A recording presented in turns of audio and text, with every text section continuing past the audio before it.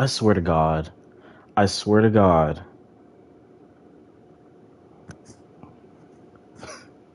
Because it was pushed up all the way up here. I'm going to lose my mind. Anyways, were you even here for the last time? That's what I was asking.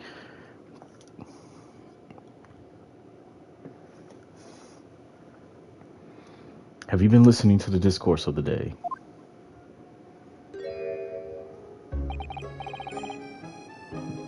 To be sure I have, my lord. There are now two matters on which the court desires to hear from you. The first is whether or not there was a third party with you in the omnibus cabin, as proposed by the defense. Surprisingly, today I got time, cuz. Alright, bet. Hopefully you won't see me be completely stupid, because last time, like, some of them questions fried me. I was like, what are you asking me? But I figured it out over time. Hold on, I'm hearing myself echo, because I had to check stream, and it's in my AirPod. And that shit was... I'm hearing myself repeat what I just said with... Whatever, you get it.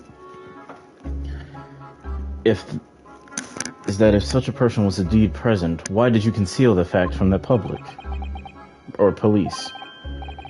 The cat, no. 'Tis not in my nature to hide anything at all.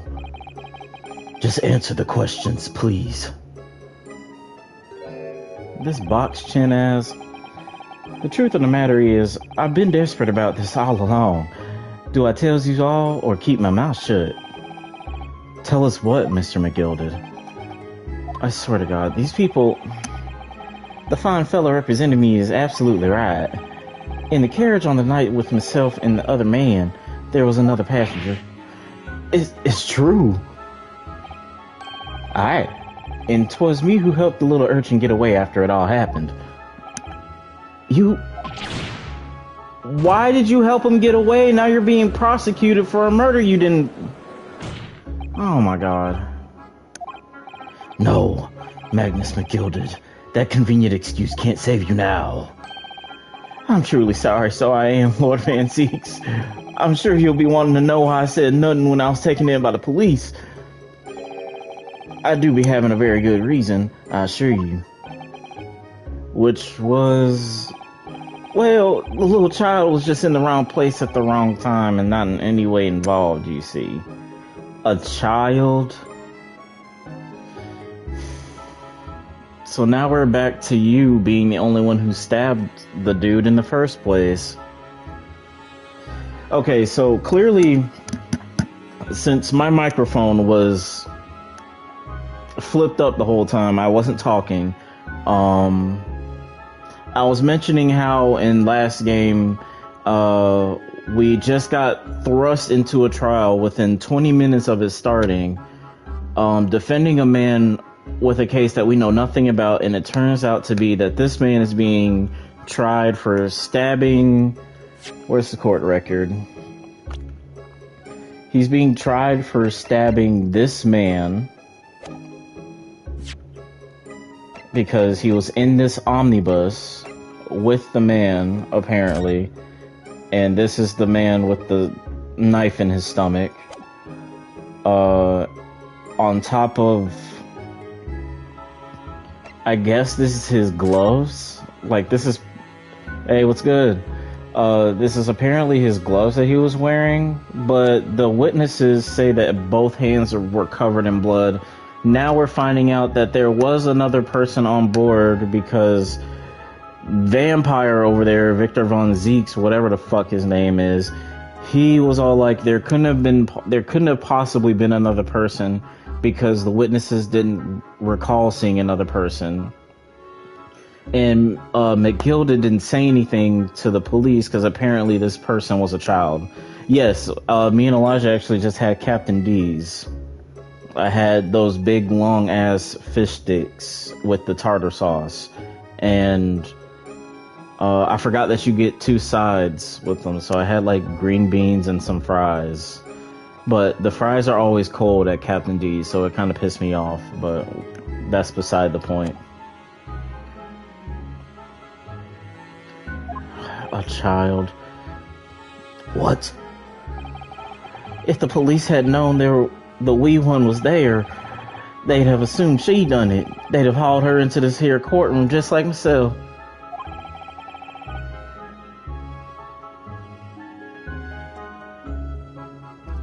Those fries, I don't know why. It's like the fish itself was hot.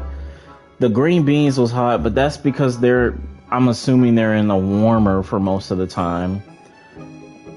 What the fuck? Like, the fries were like ice cold. Like, they've been sitting in the thing for like forever. And I'm usually not the one to like try to go up and go like, hey, my fries are cold and blah blah blah. Because I already know how it's like working in fast food, especially. I'm still in retail, but fast food, ugh, I can't. I was only trying to spare her that. Young hearts and young minds are easily damaged, my lord.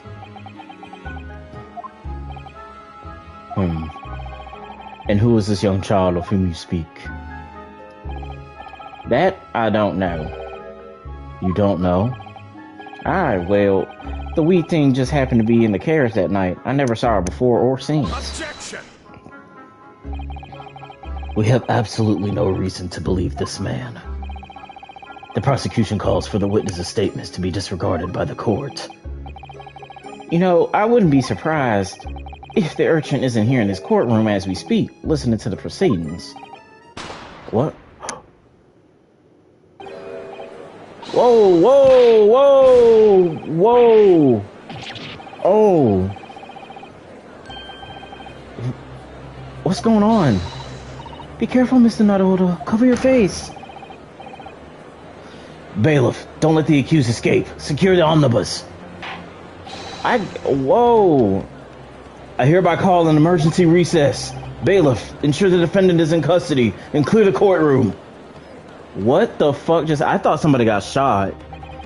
He looked directly at whoever he was talking about. I thought he got shot, bitch. We were hurriedly removed from the smoke-filled courtroom by the bailiff amid scenes of chaos, and people stumbled over one another in a desperation to flee from the chamber. We had no idea what was happening. All we knew was that, for the time being at least, the trial was suspended.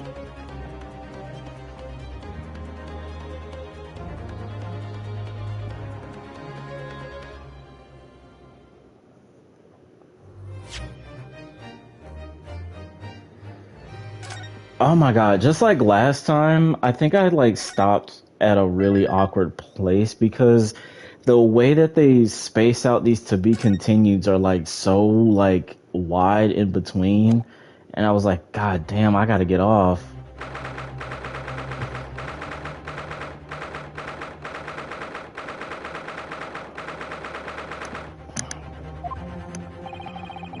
What on earth just happened in there? Mr. Naruhodo, I've managed to find out what happened. Mr. Sato, I was told it's an advanced form of smoke grenade, a type of exploding device that releases smoke. A smoke grenade? It sounds like something that ninjas use. They're making sure everything is safe now. I think the trial will start again before long. But who would have done something like that? The police managed to catch someone who was trying to flee the courtroom, apparently.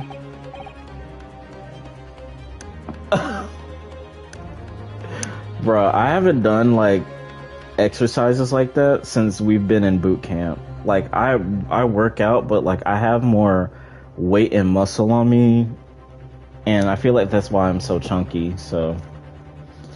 Flee the courtroom? Why? Well, it's a young girl around 15, I hear. A young girl? Then could it be the other passenger that Mr. McGilded was just talking about? My thoughts exactly. So he wasn't lying. Oh, what's become of Mr. McGilded, actually? Hey, bro, that's good. I need to shave off this fucking stomach. That's my fault. I honestly really shouldn't have, because now I'm thick. Like, I'm like bad thick and good thick, if that makes sense. There are so many things I need to ask him about, but he's not here. I think he was summoned to the prosecutor's antechamber to answer questions, along with the young girl. Who is she, I wonder? And what was she even doing here at the trial? She was taking a huge risk, and for what possible benefit to herself? There's another matter that's troubling me. What's that? The 20 pence. Oh, yeah. According to the coachman, Mr. Beppo, he took 4 passengers that night at a fare of 5 pence each. That comes to a total of 20 pence exactly. Hey, Michael Jackson Susato. I can't be going up too far for too long. But now it seems like there were in fact 5 passengers, which means the figures don't seem to add up again. She's right, that is strange. Counsel for the defense, kindly proceed into the courtroom. The trial will recommend in 5 minutes. Oh, thank you, officer. We'll go straight away. Well, whoever she is, I imagine this young girl will be asked to stand and testify now. I really can't imagine what she's going to say, but it could alter the whole direction of the trial. We'll know soon enough, Miss Susato. Yes. I wonder what she looks like.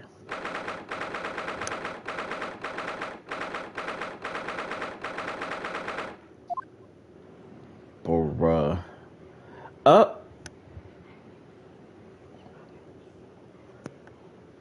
Hello? There's a young girl next to McGilded. Look. She must have been the one who caused a disturbance before. Well, after that rather eventful recess, the court will now resume the trial of Miss Magnus McGilded. Mr. Magnus McGilded. Now then, Lord Von Zieks. My lord. I believe you have established the cause of the smoke which veiled proceedings earlier. It seems to have been an advanced form of smoke grenade, of the sort typically employed by the army. Good gracious, the army? What in the devil's name? It was an elaborate attempt by a young girl to cloak her escape from the public gallery, but she was caught, and now occupies the stand. Your name, girl? Are you responsible for the smoke grenade which induced such pandemonium here in my courtroom? Girl, you better speak up now. What is the meaning of this deplorable behavior? If I may, my lord. Yes, Mr. McGilded? I think perhaps I ought to explain here. Why it is that this wee lass was here in the first place, and why she tried to bolt like that. 'Tis all tied up with the events of that night, so it is. Oh.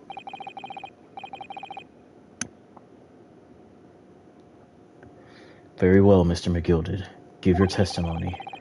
You'll explain to the court exactly how this young woman was involved in the case. Just what did happen that night? It's not like a defense lawyer needs that information or anything.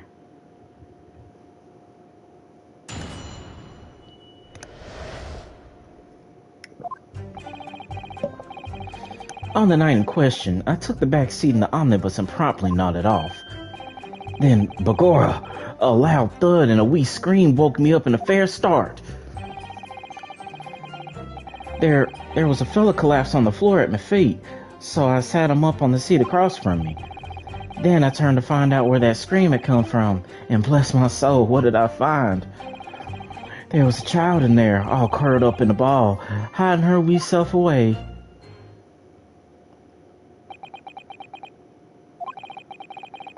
I remain somewhat baffled, I confess, but from what I gather on the night in question, this young girl was indeed riding in the omnibus. Is that correct? It is exactly as the defense counsel said. This last was the 5th passenger, my lord. Christ. Very well. The defense now cross-examine the witness. Are you ready, Counsel? Yes, my lord. Or rather, no. I have no idea where to start. I honestly don't either. I'm just gonna have to press everything. Maybe she might have a reaction too. On the night in... Oh, I don't need to read it again like that. On the night in question, I took the back seat in the omnibus and promptly nodded off. Then a loud thud and a scream woke me up. There was a fella collapsed on the floor at my feet, so I sat him up on the seat across from me. That might be where he got the blood from. Then I turned to find out where that scream had come from. There was a child in there all curled up in a ball, hiding her wee self away. Okay. I'm just gonna press everything. Hold it! And when you first got into the omnibus, were there any other passengers already on board? They were not. The cabin was empty, and there was no one on the roof deck either. You were the first passenger, as it were? I see. Aye, and that's why I took the back side as I did. 'Tis the most comfortable, so it is. Could you explain what exactly you mean by the back seat? By all means. 'Tis how you already described it earlier. I'm talking about the seat opposite to the one which the poor gentleman who was stabbed was sitting. Like I said, 'tis the most comfortable and where I feel most at ease. And of course, I enjoy gazing through the skylight from time to time as well. Oh. Literally. Hold it! A loud thud, you say, and a scream? Ah, that's right. How can I explain it? 'Twas like the sound of someone falling to the ground. That sort of noise. So you think it was the sound of Mr. Mason?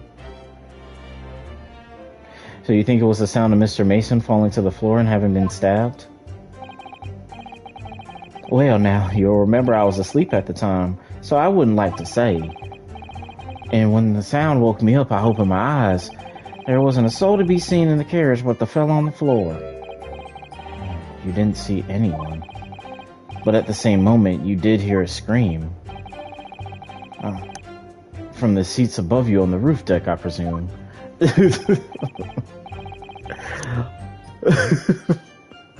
That's why I paused, because I was like, but that's the victim's name in this case. Thrice fired Mason. You're dead, dude. And you're a white man. How do you feel? Not above me, no, my lord. 'Twas from inside the cabin. But I wasn't altogether thinking about the scream. No, I was too stunned by the desperate sight before my eyes.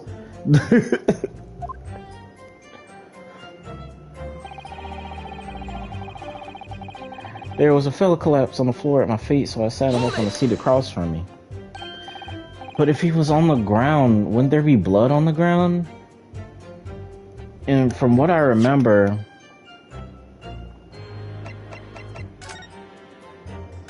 like when we go in here,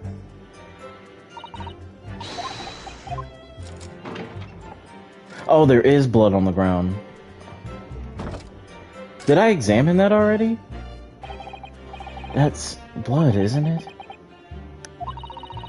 Is something wrong? Oh, it's just... Well, this bloodstain is so obvious, that's... all. And yet, Von Zieks has made no mention of it. I suppose that does seem... No, literally, I have to keep something... I have to keep something to drink. That is one thing that I do like about Danganronpa, is when we get to the trials, they're all talking for you. So it's like, you know... So like when that new Danganronpa game comes out, I hope you'll watch, because I'm definitely streaming that shit. And Persona, you really don't do a lot of much reading on your own either. They still have you do moments, like if you walk up to one of the characters and like press X, you'll have to read their dialogue. But when you're hanging out with them, largely Persona has voice like hangout sessions and social links. Like, don't get me wrong, so far I'm loving this game, but Lord, this shit is drying my mouth out, and I will. Why do I have such a bad feeling about this? Okay, so I guess that is a detail that I accidentally overlooked. It really is, dude. I love that we got Persona 3 Reload, and I'm also a little disappointed in it, but I mean, I can talk about that later. We got a trial to get through.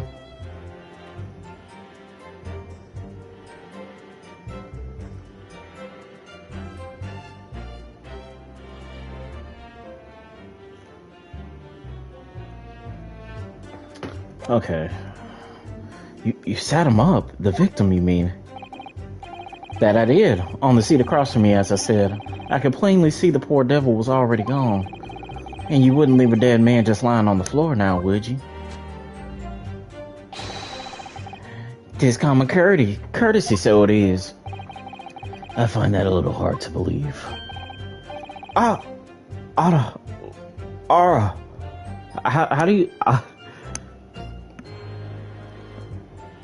Ain't no person whose country is hell ever made a sound like that, unless I'm like not a part of the right. What the fuck sound that is? Lord Van Zeeks. Now why would that be? You wait to find a man lying dead at your feet in a carriage. Any normal person would hail the cabman. Any upstanding member of London society, that is. Well now, as you know, I'm in something of a special line of business. The business of lending money at exorbitant rates of interest. Unfortunately, my lord, not everyone is thankful for the help I offer them, and some would even see me dead. So I do try, where at all possible, to avoid getting myself in a tangle with trouble. Are you suggesting you were just going to leave the man there? Heavens alive, no. I was already intending to report it, so I was. Only I had a mind to find out the whys and wherefores first. Yo, what's good? The whys and wherefores. That I am. I'm gonna try to do my best to finish this case and maybe get a little further in the episode or start on the next one. Right you are. There were some details I wanted to understand before anyone else got to meddling. That wee scream I heard, for example, wouldn't your good self do just the same? Yes. The scream he says he heard at the same time as the thud of the victim collapsing. And I turned to find out where that scream was coming from. I'm afraid I don't understand. I'm sure you told the court that there was no one else in the carriage except yourself and the victim. So I did, sir, so I did. As far as I could see, that is. What do you mean by that? Well now, 'tis a queer thing. The wee scream I heard as I woke up, it came from, if you'll excuse the vulgar expression, under my backside. This nigga said he farted? Oh, no. Oh. Because of that space, yes, I am streaming straight from my PlayStation. There's a little latch under that seat that he was sitting on. There's space for a body in there. Good gracious, under your backside. And when I looked at the seat on which I'd been sitting, I found there was a wee cubbyhole there for storage. Mr. Naruhodo, we can examine the omnibus ourselves, remember? Yes, of course. The whole bus was submitted as evidence. This will be a very good time to have a thorough look around inside. And that's when I found her. There was a child in there all curled up in a ball, hiding her wee self away. That's why she was curled up. You say she was hiding herself. Ah, that's right. 'Twas hard to see in the dim lamplight, but she was all curled up in a wee ball when our eyes met. Well, me heart nearly stopped beating in my chest. Ugh, you're really overreacting this. Still and all, I pulled her out from under there. and sat her in the seat opposite so I could have a wee chin wag with her. The seat opposite? That's right, just next to the dead gentleman there. You sat this young girl next to a corpse, sir? Well, as I'm sure I mentioned, a gentleman in my position can all too often find himself in mortal danger. So, I needed to find out just who this urchin was, you see. And while I was in the middle of talking to her, I heard another scream, a fella's voice this time. Presumably, that scream was Mr. First, who was sitting on the roof deck seats. Right you are again, I would say, sir. Looking down through the skylight, he must have seen this young girl and the gentleman with a knife in his belly. In other words, the previous witness did not in fact see you at all, Mr. McGilded. What they believed to be yourself and the victim was in fact this girl and the late Mr. Mason? Ah, my lord. I was, as I think everyone understands now, sat at the back of the carriage out of sight. That's crazy. It's certainly plausible. The defendant is somewhat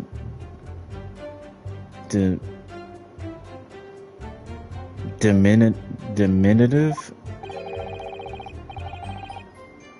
and readily confused, perhaps, with this young girl. Oh my god. After that, of course. With the scream from the gentleman over us, the driver realized something was wrong and pulled up the horses. Oh my god. Thank you. I've heard enough. The events explained are clear in my mind. However, at least one conundrum remains. Who is the girl? Her name is Gina Lestrade?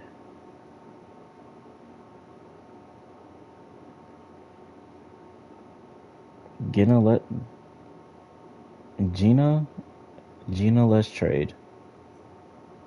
Gina Lestrade? She's a chancer, earns her crust among the large crowds, relieving people of their purses.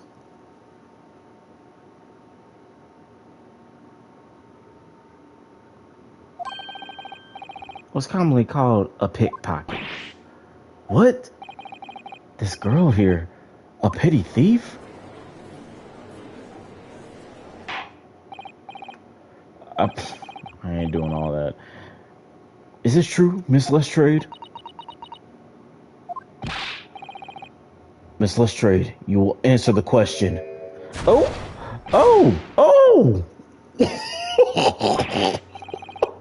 How dare you! What is the meaning of this? The girl, she's gone! Open your eyes. I'm over here. Oh, God. Good gracious, how? What was the point in that little sidestep? I know what you lot are thinking. Grown-ups are all the same. This dirty little dipper, you'll say, slipped up and got caught on the job. She got herself backed into a corner, so she knifed Gent. Go on, that's what's in your heads, ain't it? No, not at all.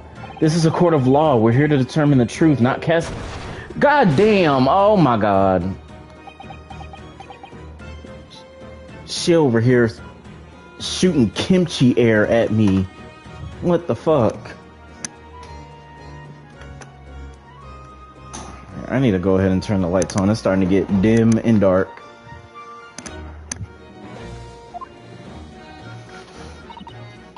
Look, knives are for cowards. Only thugs use weapons like that. All I need for what I do is these fingers. I'm a professional, alright. Maybe not in your eyes, but I got pride in what I do. Alrighty then. Let me guess, you don't count smoke guns among weapons for thugs? Oh, this? Yeah, this was in a bag I lifted the other day down where they keep the four-wheel drags. It's nice, ain't it? I like the pink best. Oh. Do not wave that thing in my direction again. So, you admit that you were riding in the omnibus on the night in question?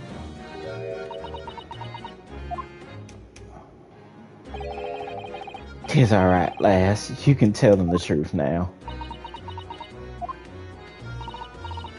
Alright, yeah. It's just like the Irishman. I can't do no damn Irish accent. What the fuck?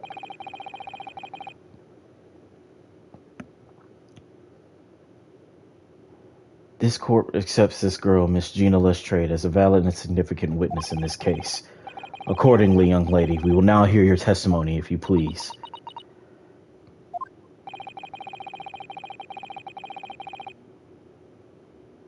You will tell the court exactly what happened in the omnibus on the night in question. Alright, if I have to.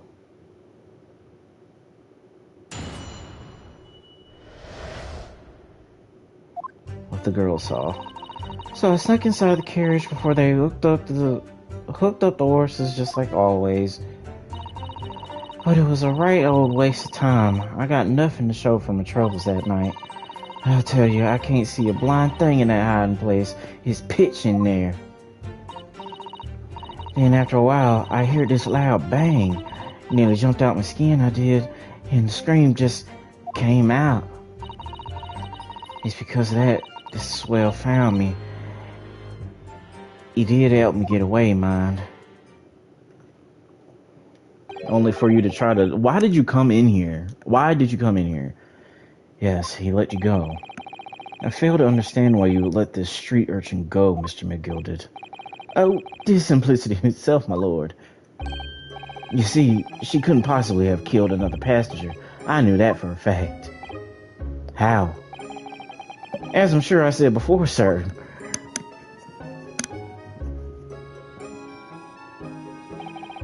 I was sitting right on top of the place where she was hiding herself. I think a demonstration is called for.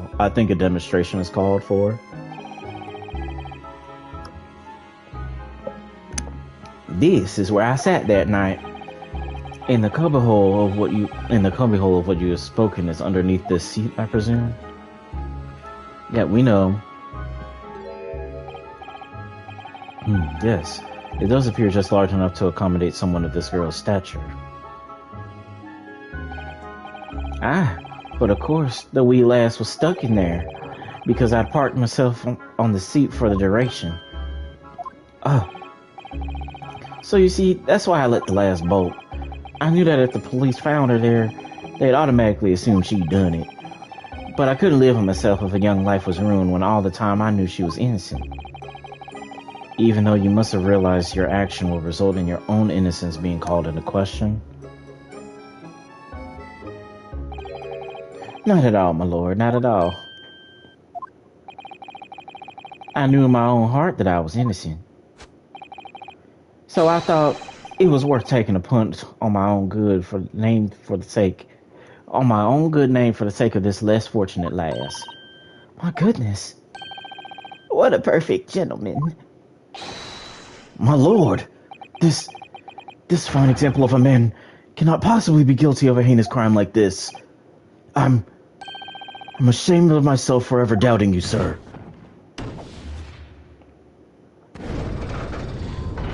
God damn. With calm, calculated reasoning, one arrives clearly at the truth every time. Oh wow, she's changing her mind too. But we still don't know, like, what the fuck happened. Saints alive! All 6 members of the jury consensual in their leading to a verdict of not guilty. Mr. Naruhodo, it must mean... It must mean what? That we're victorious. We still don't know what the fuck happened. We've won? Are you sure? No, girl. Oh! At the sight of my iron heel, Wellington offends. Pray do forgive the discourtesy. Oh? This really is a consummate example of the one monumental flaw in British judicial practices, where evidence and reasoning should be paramount. Emotions rule the day. Emotion? The witness's last statement gives us a clear insight to his true nature. What do you mean, his true nature? Do you really think Scotland Yard would have made such a glaring omission? After the incident, the omnibus was comprehensively searched by officers of the police. Obviously, the interior of this cubbyhole, as the witness would put it, was included in their investigation. The compartment under the posterior seat was full of the coachman's belongings. It's noted in black and white here in the police report. Good Lord! The evidence has been tampered with. In order to corroborate Mr. McGilda's story, someone has unlawfully removed everything from under the seat. What?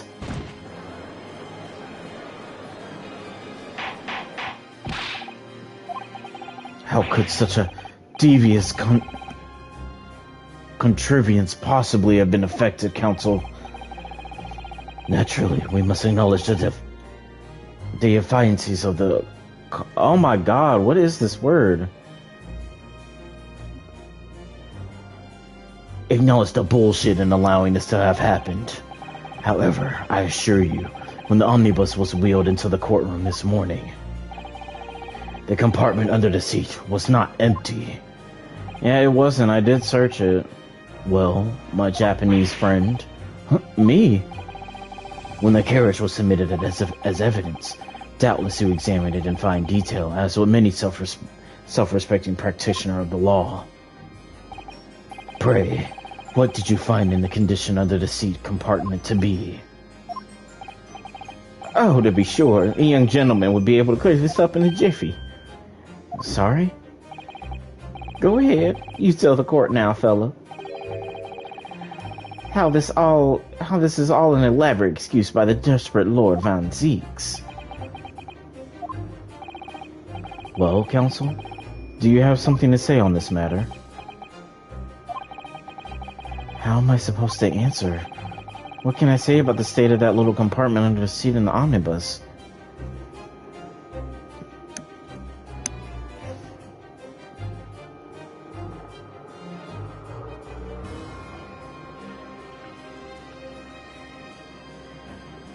Oh my god.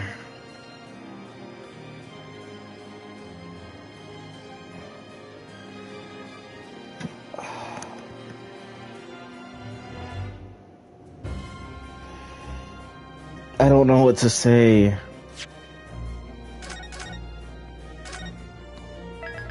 I have to say first, I don't know. Oh my god. I feel like I did look, because as soon as they gave me the opportunity to look, I do remember going in and looking.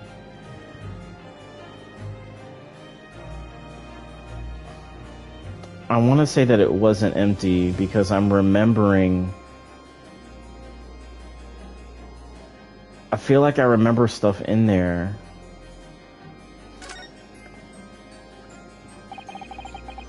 I really don't know if giving this answer is helping my cause as counsel for the defense, but as far as I remember, at least, when I first examined the compartment, I'm fairly certain there were a number of articles inside it. Yes. Are you sure, counsel? Bewitched? What do you say now, you daft doll? I thought you were on my side here.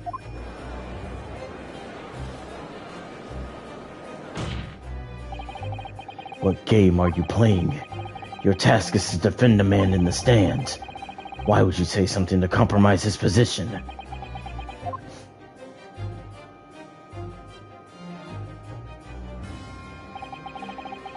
As the advocate for the defense in this trial, I confess that I'm still not entirely sure where I stand, but it seems to me that I should state what facts I do know as clearly and honestly as possible. Interesting. It is not altogether pleasing, fellow. I'm simply telling the truth, Mr. McGilded. Well, don't forget that you're supposed to be representing my best interests here, lad. Now then. A fellow's memory is a curious thing, not altogether reliable. No, the court must consider the facts.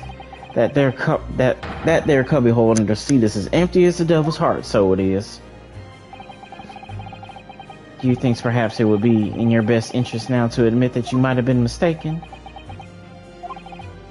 Why do I feel like something's not right here? I should like the jury to weigh in on this matter, I think. Hold on. That compartment is designed to house equipment used to maintain the smooth running of the carriage. Hold on. I don't consider this cheating because this isn't something that, like, I've already made the decision. But there is no way.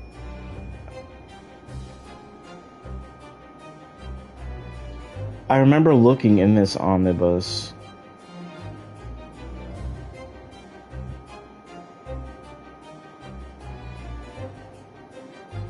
There was shit in there. Wait, because that's where I found the fucking knife. I think. Hold on. There's shit in here. Yeah. Hold on. I'm gonna show. There's shit in there. So I'm guessing when that smoke bomb went off, the reason why she didn't get away was because she was, like, in there trying to, like, I don't know, but if that's the case, why would Mr. McGilded even say that she was there? Why would he mention her? Why would he look at her?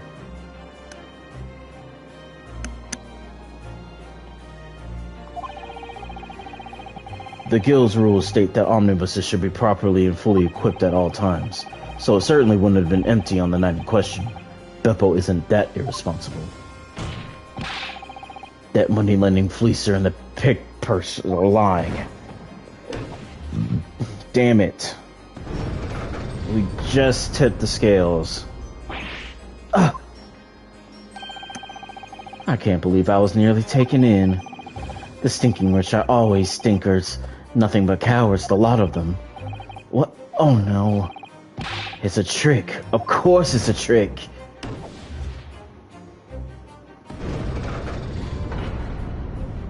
Damn it. Quite so, I must concur here.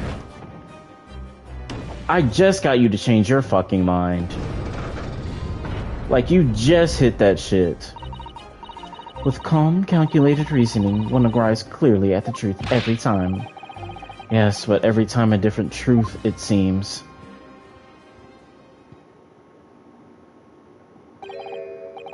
My lord, I humbly exhibit the scales of justice. Clearly, a verdict of not guilty at this time would be wholly inappropriate. I mean, I agree, because I still don't know what the fuck is going on, so I can't say that he's not guilty. But before we proceed any further, there is the matter of the outstanding cross-examination. Counsel for the defense, begin your questioning of the witnesses, please. Yes, my lord. What just happened?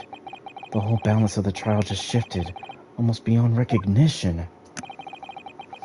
The Reaper of the Bailey is at work, it would seem.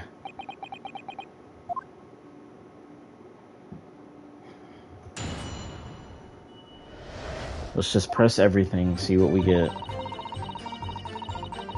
Hold it! So, you were already in the omnibus before it even set off on its run. Well, yeah, I mean, what's the point of spending a joy to make a few bob, eh? That's rum, isn't it?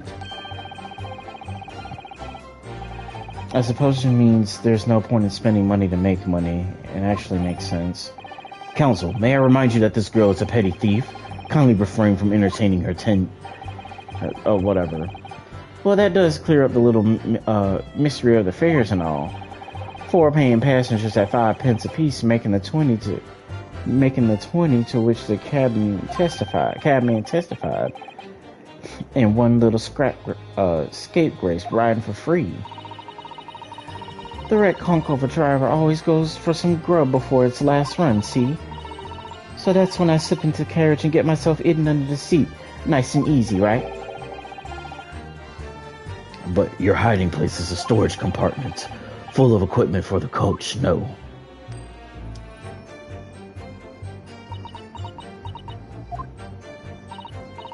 Yeah, there's brushes and buckets and whatnot in there. I also chuck all that out and cram it in a corner somewhere. No one ever seems to bother that much. Oh my god. And yet, according to the report filed by the police officer who first arrived at the scene, the compartment is full of such paraphernalia. Well, I don't know nothing about that. Like I said, I moved all that stuff out so I could hide in the seat. That's all I can tell you. It seems we've reached the end of that line of inquiry. Continue. Fuck's sake. But it was a right old waste of time. I got nothing to show for me troubles that night.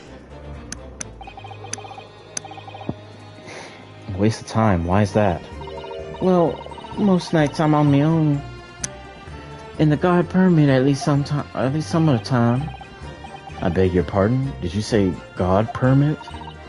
Oh, yeah, well, that's what my kind call it. You'd say the omnibus, I suppose. The point is, any normal run, the carriage ain't got no one in it for a while.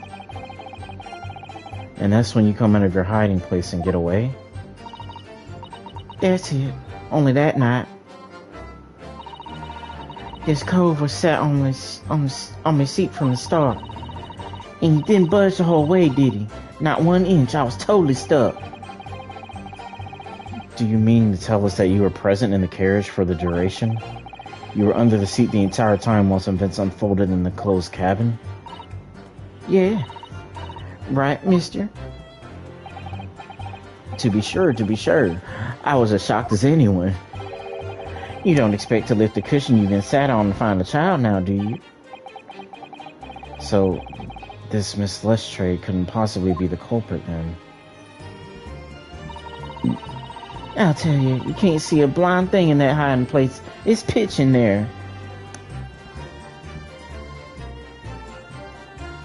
But you screamed though, didn't you?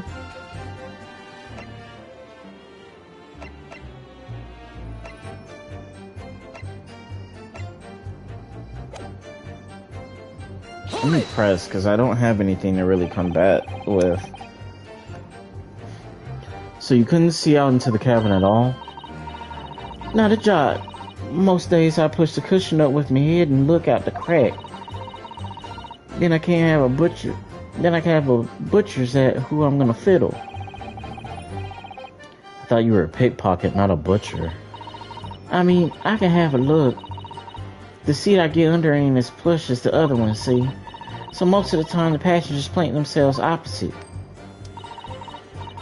But for some reason that night, this here Irishman spent the whole journey right over me head. And for that reason, you weren't able to push the cushion up to peek out. I see. Truth is, I ain't too happy in small dark places. Feel too much like being thrown in the clink.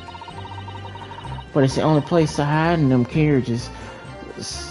So it's Obson's choice. Why doesn't she just stick to picking people's pockets in the open then? I'd say there's some reason that she's not letting on, judging from her demeanor. So anyways, I was a bit scared, but I had to just stick it out under there, nothing else for it. Nothing else to it. Hold it! When you say a loud bang, do you mean the noise of someone falling to the floor? Could be, I suppose. I don't remember so well. Point is, it made me jump. And you let out a scream involuntarily? That's right. And then I felt the cushion over my head go lighter all of a sudden. Presumably when the defendant got up in order to help the victim, yes? Or not. It could equally have been the moment the accused stood up in order to stab his victim, could it not? Well, girl, did you see what happened at that crucial moment? Yeah, I saw it. I pushed up the cushion and and at a quick butcher's while I had the chance, didn't I? The Irishman was sitting up the block what had fallen on the floor in the seat opposite. That matches Mr. McGilda's account, of course. But then the fella suddenly turns around and looks right at me. I sunk back down again, but it was too late by then. I should never have risked looking. It's because of that this swell found me. He did help me get away, Mom. And when Mr. McGilda discovered you, he pulled you out from your hiding place? I was scared stiff, I was. He dragged me out and sat me on the seat and all. Next to the victim, Mr. Mason? Yeah, the bloke had a knife in his guts. He was still bleeding. Then the carriage lurched a bit and ended up falling onto me. Ugh, how painful. Both me and Scott covered in blood. It made me feel sick as a dog. Both her hands covered in blood. That must have been what the rooftop passenger saw. After that, I believe you talked with Mr. McGilda for a while. Is that correct? He asked me some stuff. He wanted to know my name and what I was up to and that. I heard something from up above. Someone screamed. Yes, Mr. First on the roof deck, one would presume. Well, I ain't want no one seeing me face, so I ain't look up. Then the horses were drawn up smartish, and this Irishman says to me, "Get back under the seat. I'll see that you can get away later." All 6 members of the jury had decided the defendant was innocent. For one brief shining moment, yes. It's clear that they were still very unsure. If we just find some conclusive piece of evidence among this new testimony, I'm sure we could clinch the verdict we want. Yes, I think you're right. And I have this niggling feeling. Why did they choose that word? Y'all could have just said a nagging feeling. Niggling feeling. Nigga. Something bothering me. But I just can't quite put my finger on it.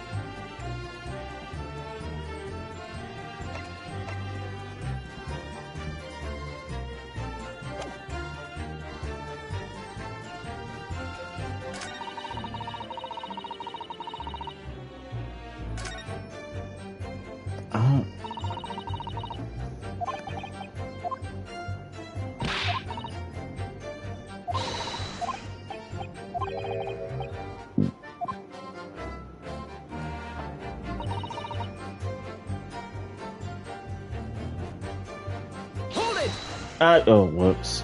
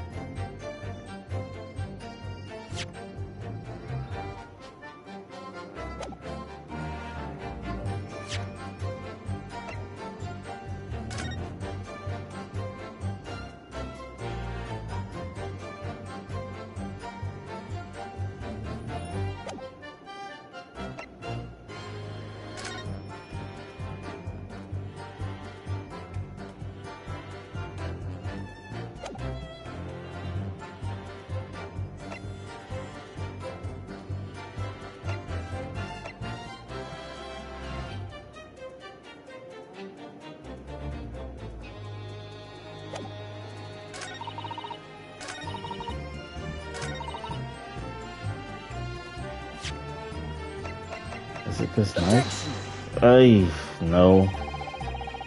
Oh, I'm about to die.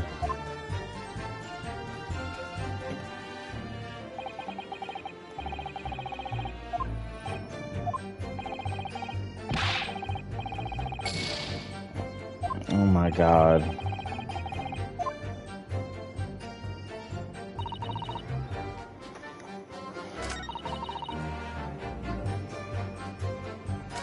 I don't know what to hit.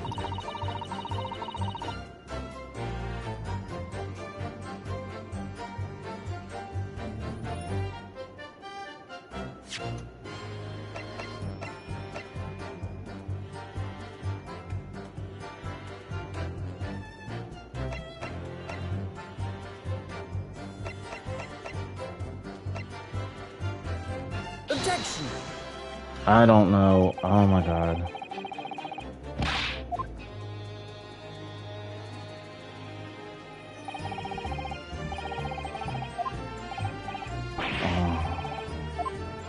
I got my last penalty. No. Fuck.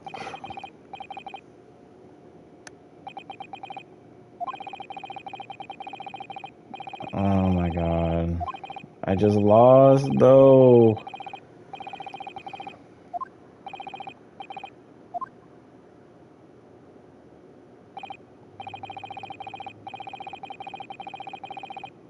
Guilty! Guilty. Guilty! Guilty. Ew. Guilty! Guilty. Damn. Fuck.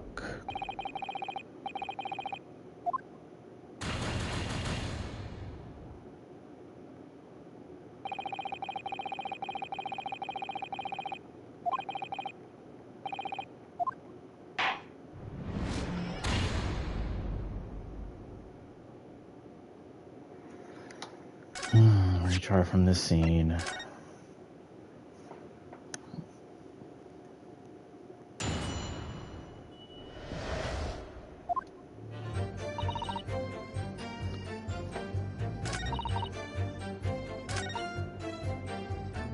Hold it!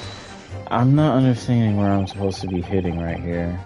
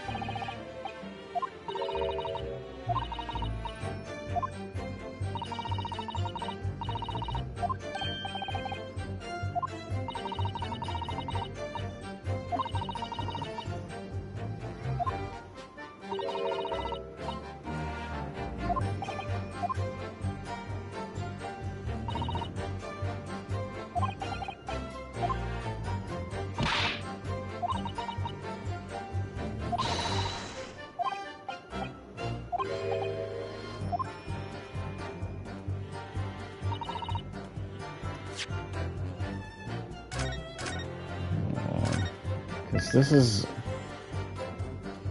Where do I...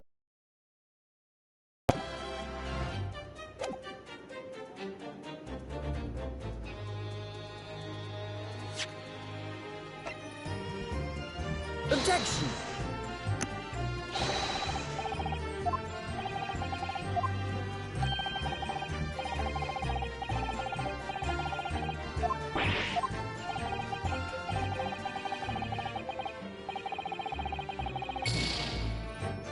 Oh my god.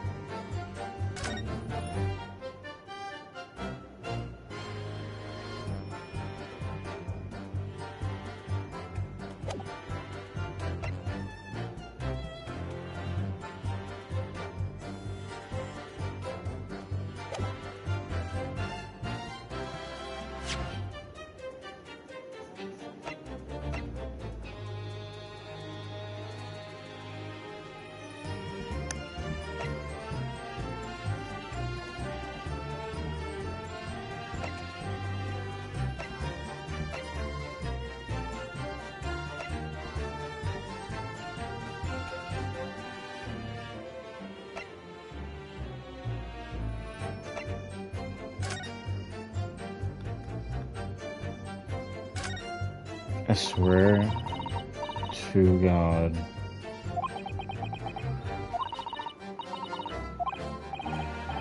Sorry, yes, I just don't really like blades. Oh, those don't seem like the words of a man with a large katana slung from his waist. That's not a blade, that's Cosmo's soul. Anyway, there's no sense in delaying it. Let's see what this blade looks like. Oh.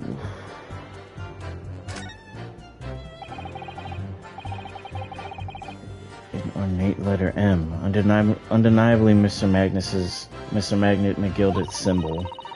And it's beautifully gilded too. Must be very valuable, I should think. Oh, what is it? Look at this M. If you turn it upside down, it becomes a W. This could change everything. A W? Yes. This is one of those, turnabout cases. I'm sure of it. I'm afraid I don't know it all, but what I'm sure of is this is an M. Oh, well, that idea was quickly quashed.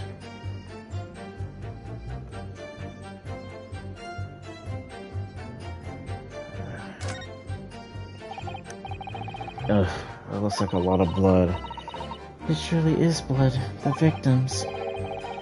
And English blood looks like a lot like Japanese man's blood. Did you think you wouldn't? Sorry, it's just that we've only just arrived here in Great Britain. I'm finding it a little hard to adjust. Yes, I do understand.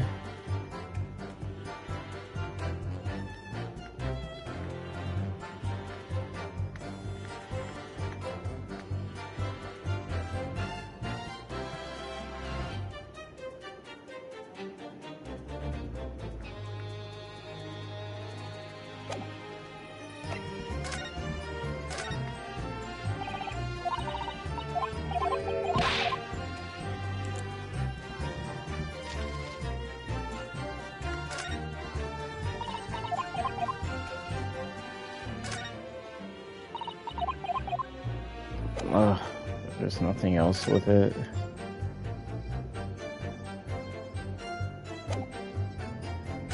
Wait.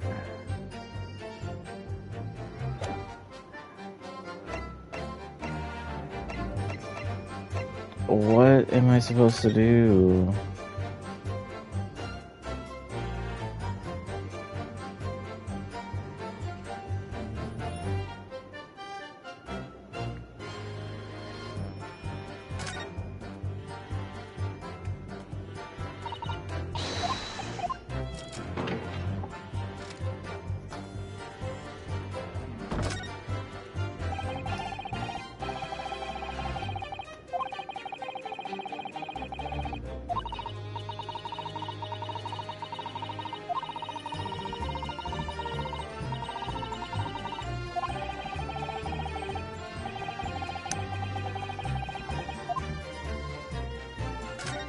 Lift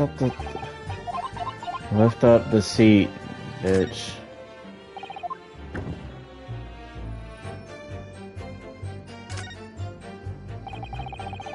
Storage compartment, but there's nothing in here. It's totally empty. Something doesn't seem right here, but I can't put a finger on what that is.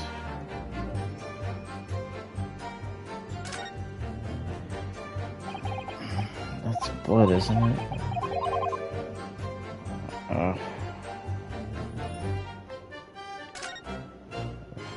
So did I look at this already? Yes.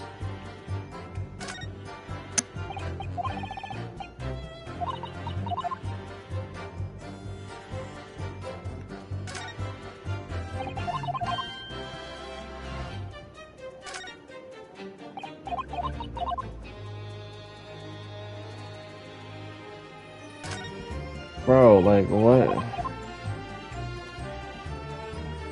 I don't know what they want me to point out here.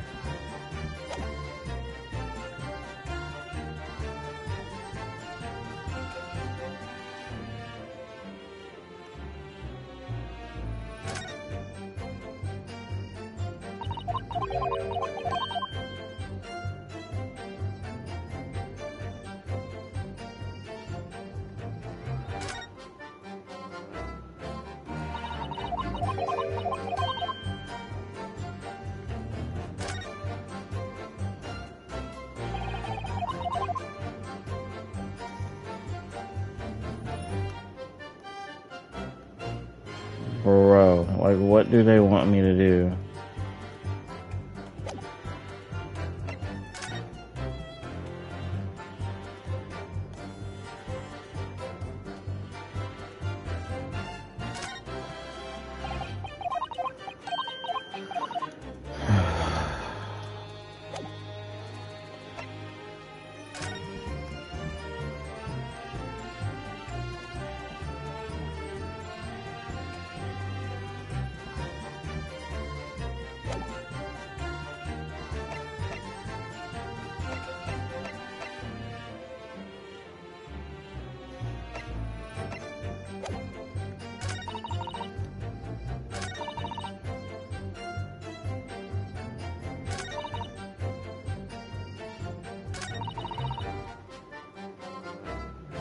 Hold it!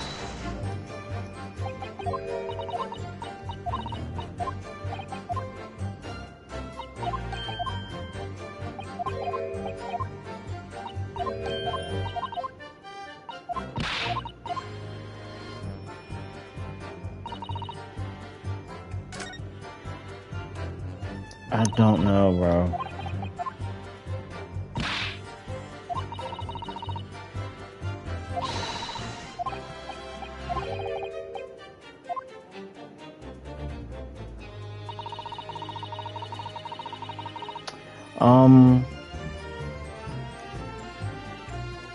I don't know. Like, I'm not really the best at it, and I honestly could take my advice more than I do already. I would just say, honestly, when it comes to whatever you're passionate about doing, you can, there's always an audience for anything. Like, as far as like this goes, I just like, being able to talk with people, play a game, and, share an experience. So when it comes to content creation, I feel like it shouldn't have to be something that you're having to push through every time. It should be something that you're passionate enough about doing and following through every time that you'll want to come back and do it again and again. That's my best advice I can give. Of course, anytime. Right now, I am fucking stuck. I don't know what to do right here. No, I'm not tired. I'm more like just confused. I don't know what it's trying to get me to do right here.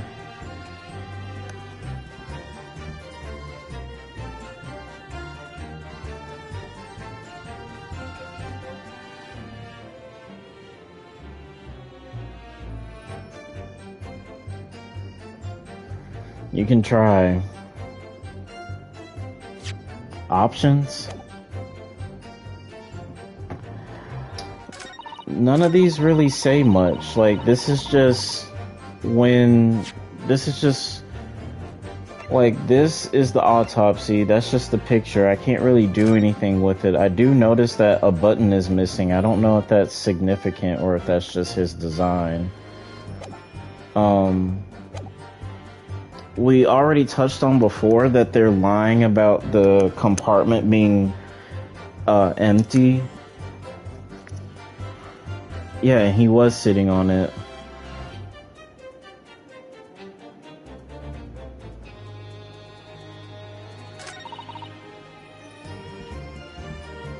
Okay, but how can I, like...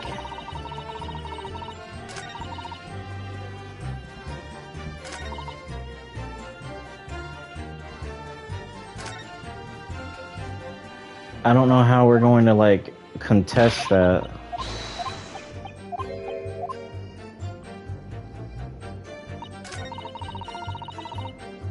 Wait, on which one, though? So I snuck inside the carriage.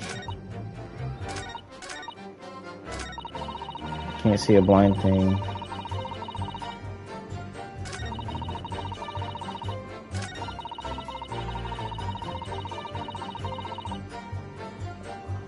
I swear to God. Objection. No, that wasn't it.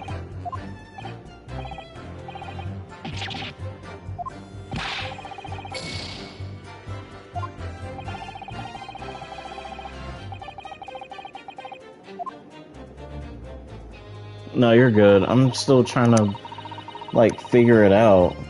Because she's still saying, like, this still follows through. I don't know how to poke a hole in this, because none of the...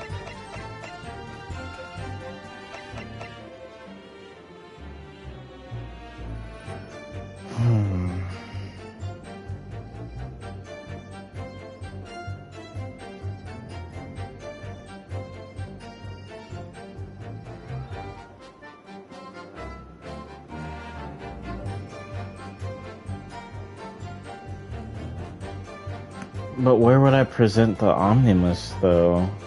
Because she's still saying, like, she's present in here, so... And so far, there's nothing to really testify against. I'm about to. I'm trying not to, but at this point, it's like... I can't get stuck here.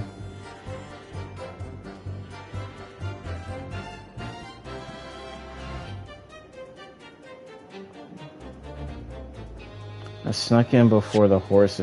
Like, her statements don't really... Yeah, I did save. I think I did. Yeah, I did. It was a right old waste of time. I got nothing to show for me troubles that night. I presented, like, this knife. Objection. No. Oh my god. Oh my god. How many I got? I got 2 more tries left.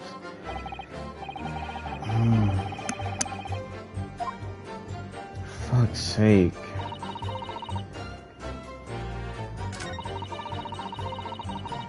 You can't see a blind thing in a hiding place. It's pitch in there.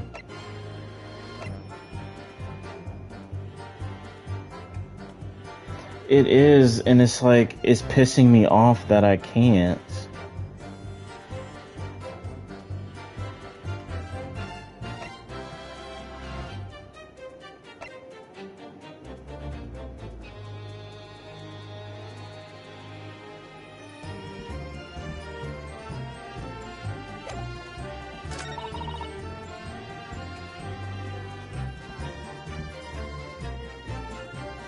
Yeah, I've pressed, like, each thing. Hold on. Hold it.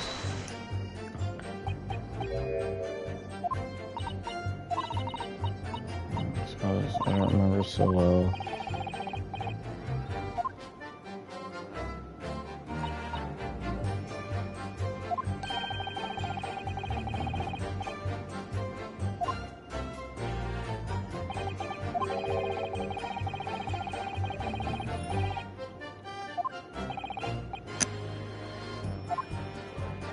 And she like gives us absolutely nothing. He hasn't reacted to anything either. I pushed up the cushion and had a quick butcher's.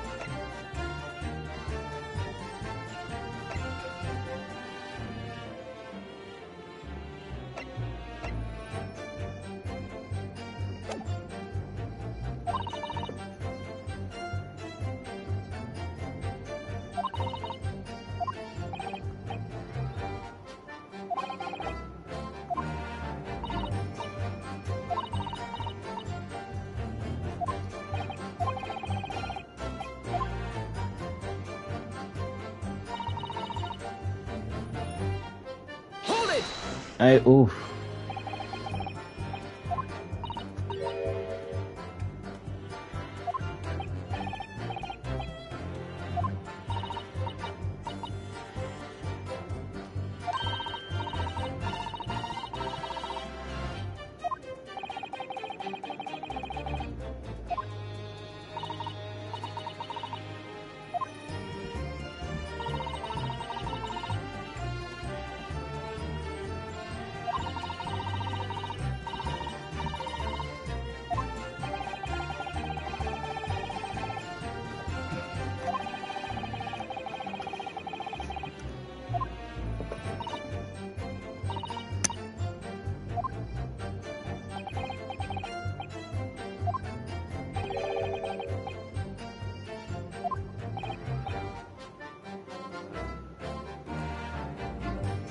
Like, what do you mean, check him?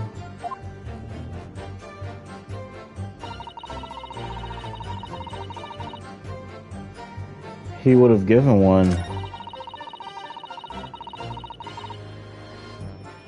Hold it! Like, any time that I've looked, like, he hasn't done absolutely anything. He's just the same.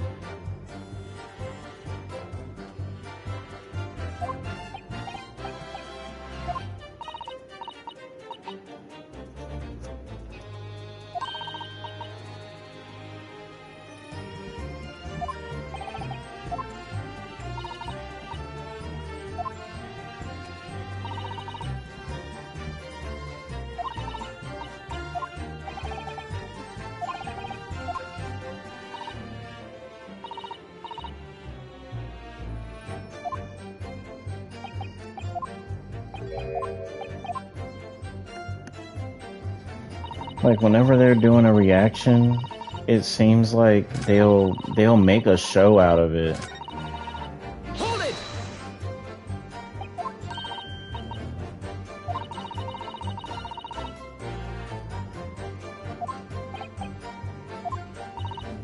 Like last time when there was a reaction with one of the witnesses, he started doing a whole bunch of shit. And it was loud as fuck. There was like no way that I would have been able to miss it. But so far, Mr. McGilded hasn't done literally anything.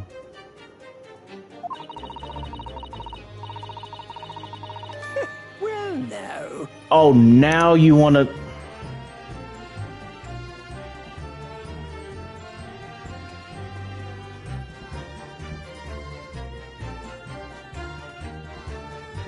Excuse me. This just pissed me off. I went through all... I'm so glad I got a drink right beside me. Fuck.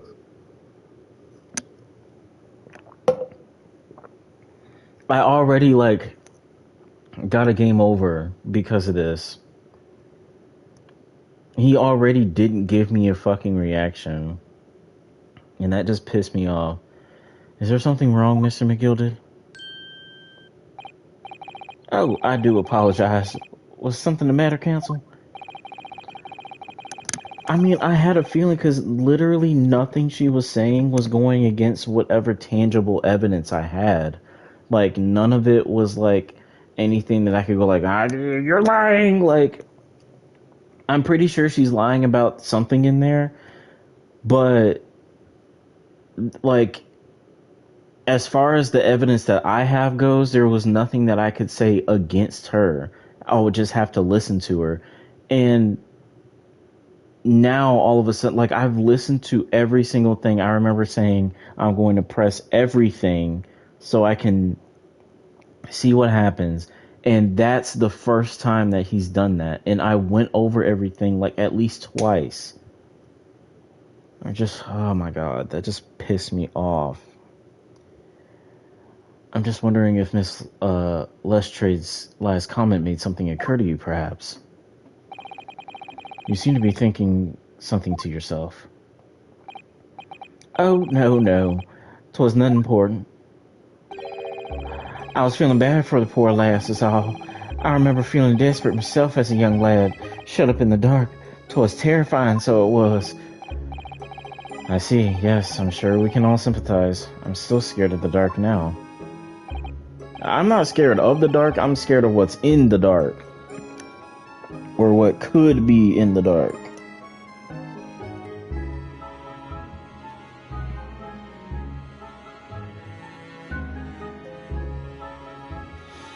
Alright. And I don't know about yourself, but I find that the darkness seems to make everything you hear seem that much louder as well. Yeah. I suppose it does, maybe. Miss Lestrade, did you hear something that night? Anything unusual, perhaps?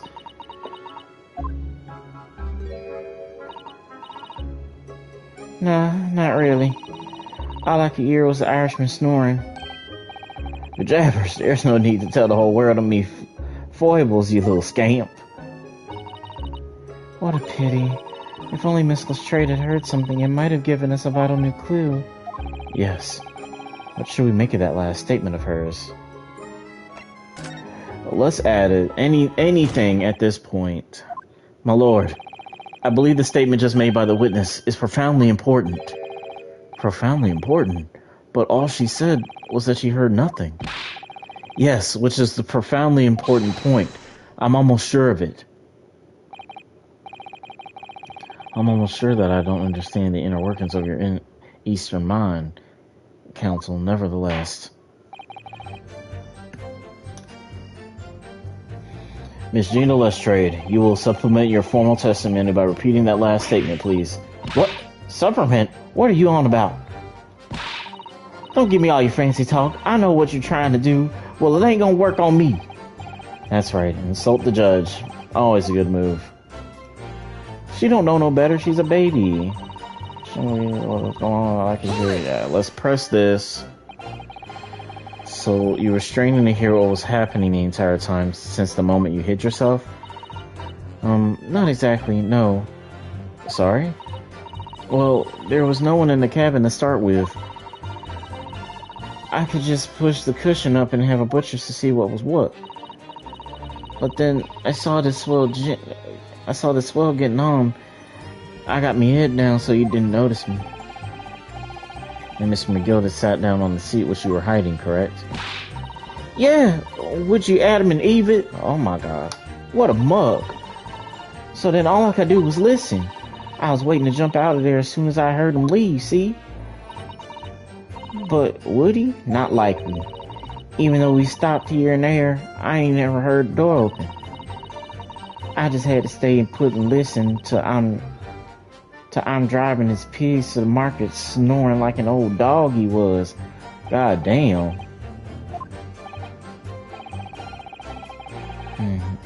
There.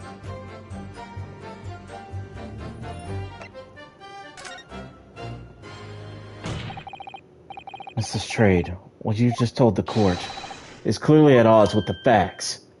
At odds? Are you sure, man? Absolutely. It seems my learned Japanese friend is not as dull-witted as I feared. So Von Zieks realized it too.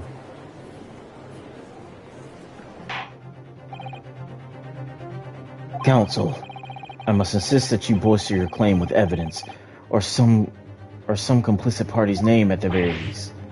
Yes, my lord. I expect you to demonstrate this alleged contradiction to the court.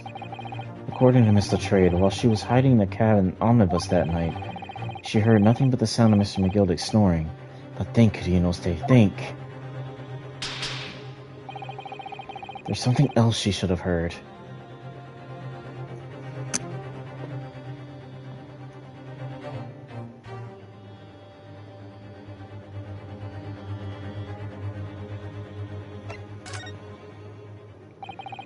Very well, my lord. Allow me to elaborate.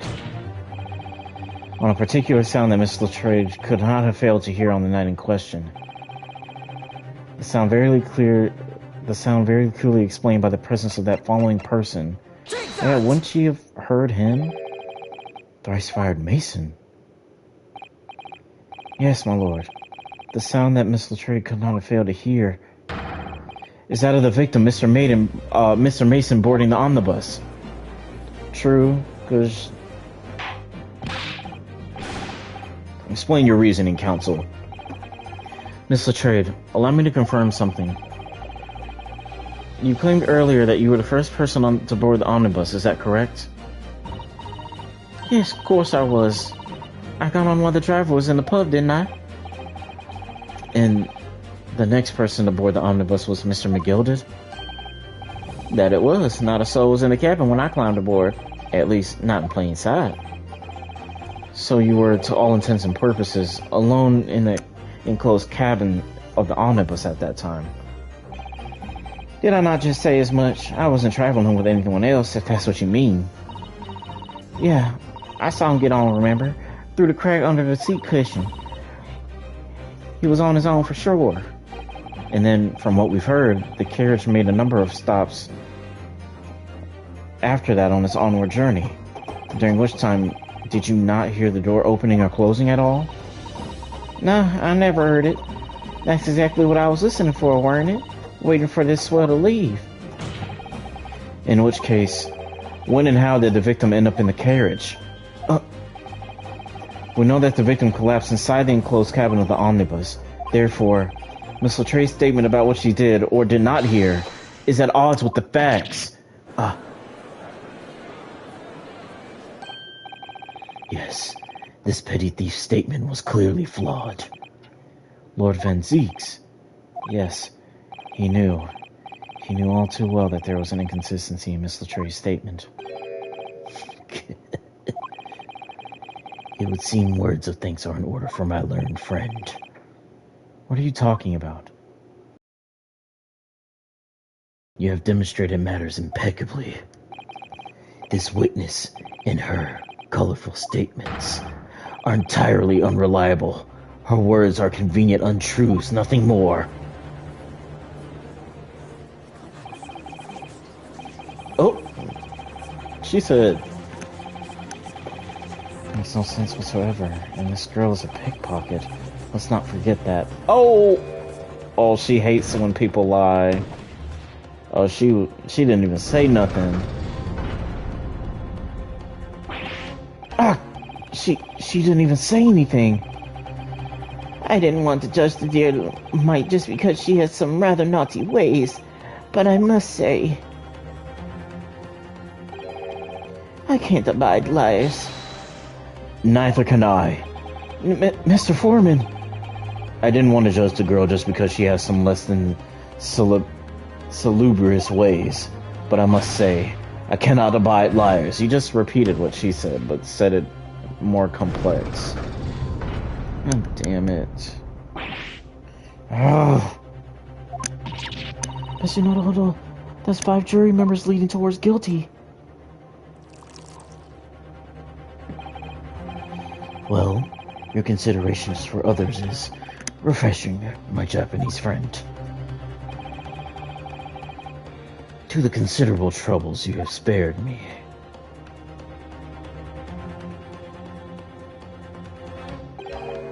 Yes, very refreshing. Oh, damn it. What are you playing at? Have you forgotten who you're working for, you useless Eastern Amadon? This carnage. It's perfect. Juror number 2 is the only one left. Mr. Naruhodo, the way this is going... I know. If we can't find some new way to convince everyone of Mr. McGilda's innocence, the judge will rule and we'll have lost. I very much wanted to believe the words of one of London's most respected gentlemen, but those of us in service know we must accept hard truths. Hold it!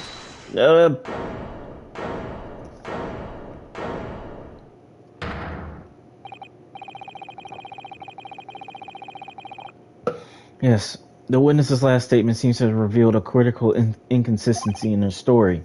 However, if we consider the possibility that her statement is in fact the truth, it may shed an entirely new light on this whole case. What are you saying? Counsel. I'm sorry, sir? Whatever do you mean? Counsel, I will not tolerate you attempting to prorogue my adjudication. Explain yourself at once. When the accused boarded the omnibus on the night in question, the victim was nowhere to be seen. Subsequently, the carriage door was not heard opening a single time, as testified by the witness in the stand. And yet the victim's body was found inside the carriage. If this petty thief's words are to be believed, how do you explain the victim's miraculous appearance inside the cabinet of the omnibus?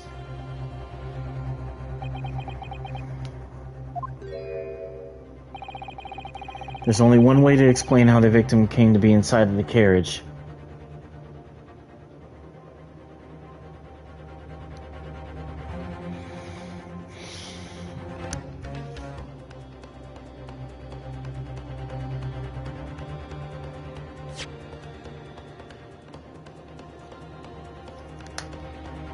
I'm leaning towards that he was put there after he died.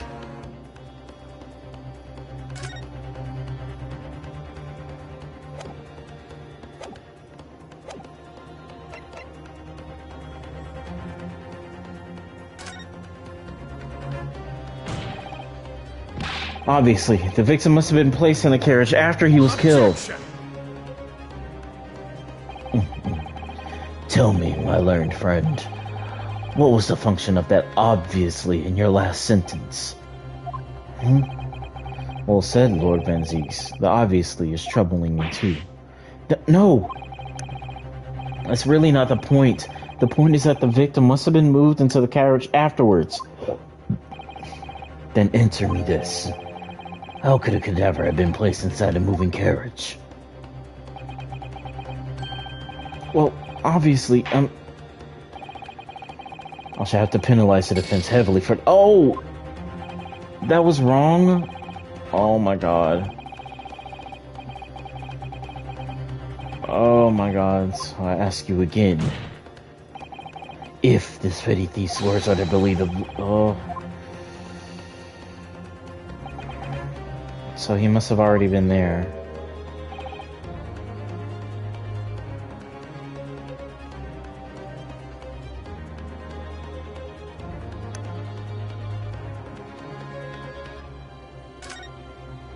He had to have already been there. Clearly, he was in there already from beforehand.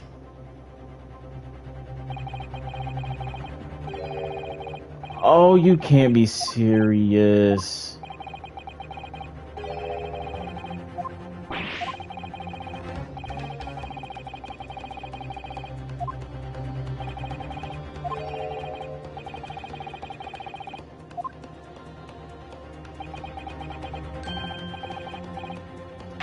Oh my god. Fuck.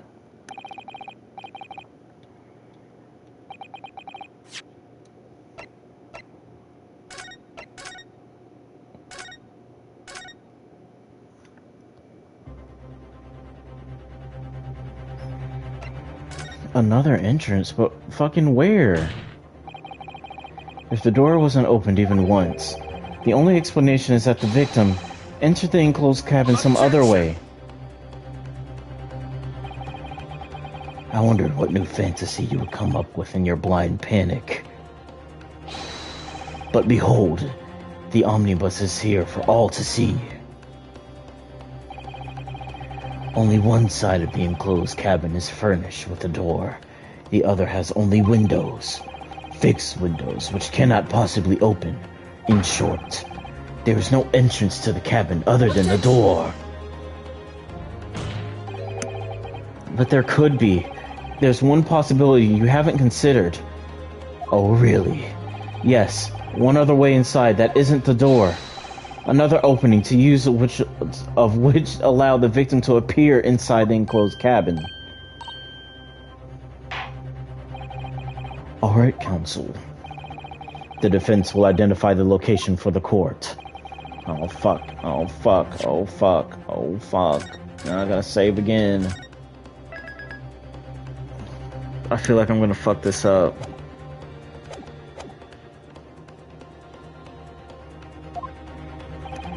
Where on earth is this entrance by which you proposed by the victim entered the cabin?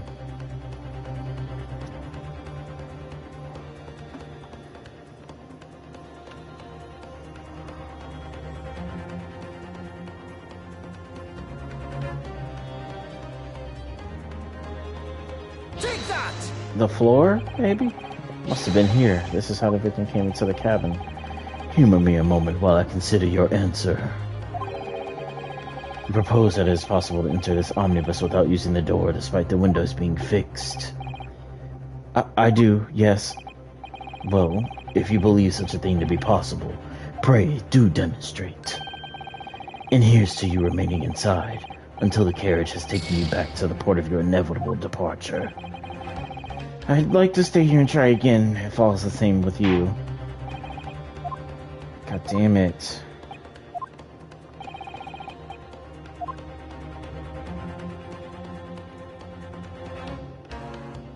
Take that! The skylight? It can only have been the skylight. I say, the skylight. Objection! Your ludicrous proposal almost has me at a loss for words, however. The skylight may well be large enough for someone to pass through. So you claim, but do you have a shred of evidence to support your addle-brained theory? Both Mr. McGilded and Miss Lestrade said the same in their testimonies. They each claimed to have heard a loud thud, as a noise made by someone falling to the floor. Yes, which has already been explained. As the sound of the victim falling from his seat having been assaulted with the dagger. Yes, it has, but would a man slipping from a seat onto the floor really have made such a loud noise as the witnesses described? A noise loud enough to cause Miss Lestrade to let out an involuntary cry, in fact? Good gracious! Perhaps, in fact, that was the moment that the victim made his entrance into the cabin. No, let me rephrase that. The victim didn't enter the cabin as such. He fell into Objection! You're now suggesting that the victim fell from the skylight into the cabin. That's simply impossible. How can you be so sure? Because if the victim had fallen inside through the skylight, as you say, the passengers on the roof deck would have seen it happen. And yet, not one person made mention of such events in their testimony. Well, yes, that's true, but...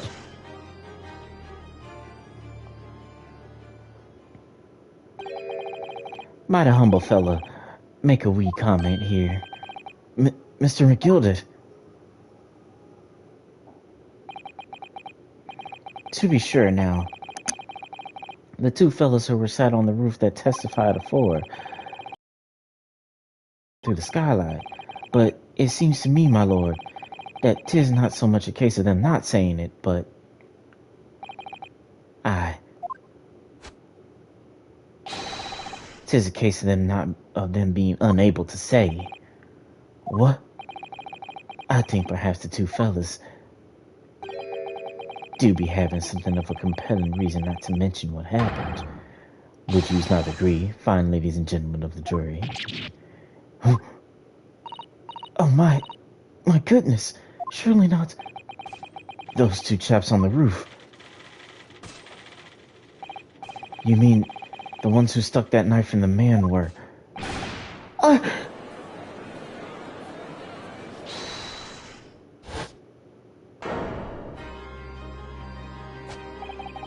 Just what exactly are you insinuating here, you blitherer? You rotter, he said, you rotter! Are you insinuating... This is a flaming outrage. I have a good mind to give you a blinker in a minute. He'll give you a shiner in a minute, he said, and so will I. Mr. Fairplay, you're effectively accusing me, a city gentleman and a well-respected banker. And me, a very angry hatter. Suggesting that someone like me could have stabbed that man in the guts. It's a disgrace. It's scandalous. I protest in the strongest possible terms. That's right. I protest too. About you rotten scoundrel.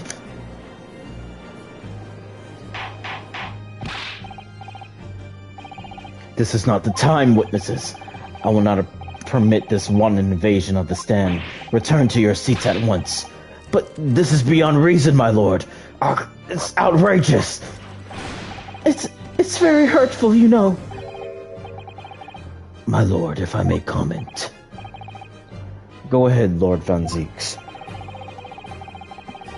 It was the defense that incited this outburst from the witness. My learned friend had seen fit to abandon all protocol and accuse the witnesses without any proof. Accuse? I never intended to... It seems, young Japanese, that your command of the English tongue is wanting. You propose to this court that the victim fell through the skylight from the roof deck of the omnibus. That hypothesis cannot possibly stand without the rooftop passengers being aware of the events. You have branded these gentlemen liars. You have intimidated their criminal guilt. In our British courts of law, that is what we termed as a baseless accusation. I know I was rash to put this idea forward without any actual evidence, but... You can't just dismiss it without a second thought. What are we wasting time for? Get him to testify. I thought there was something fishy about that hat from the very moment I laid eyes on the fellow. We have to see this matter through now, one way or another. If there's filth and rubbish in our midst, we must dispose of it at once. Yeah, y'all need to go ahead and testify. What's happening, Mr. Naruhodo? The spectators in the public gallery they're in a complete frenzy. Oh, Mr. Fairplay and Mr. First. My lord, you will take the stand again and make another formal testimony in reference to the indictment brought by the defense. Yes, my lord. I didn't come here for this.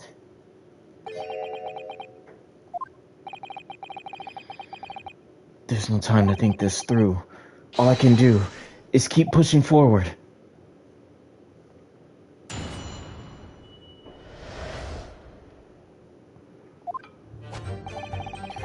We were the only two people up on that roof deck, dead or alive, I can swear to that. If anything happened where we were sitting, don't you think one or the other of us would have noticed? In any case, neither of us know the first thing about the victim. We had no reason to kill the man. The skylight was shut the entire time, I tell you. We couldn't possibly have opened it.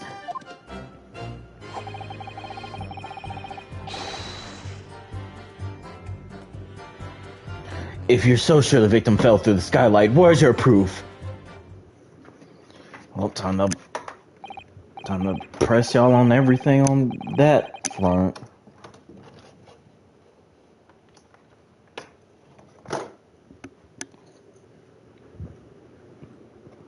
Sorry, I wanted a cookie.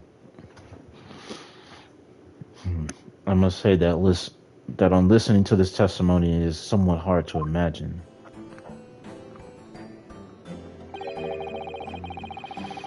How either witness could have performed any malevolent act on this rooftop deck without the other noticing forthwith. Unless they're both in on it. That's right, you see. We're innocent, I tell you. Although logically, of course, the argument falls down if the two of you were in collision with one another. What?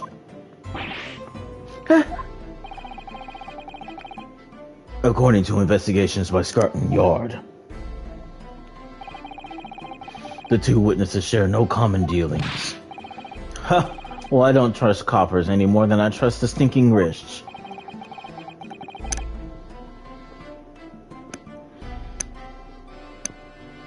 Something doesn't feel right here. The trial is going in our favor, really. So why do I feel so uneasy? Counsel for the defense, over to you. Your cross-examination, please. Oh, yes, my lord.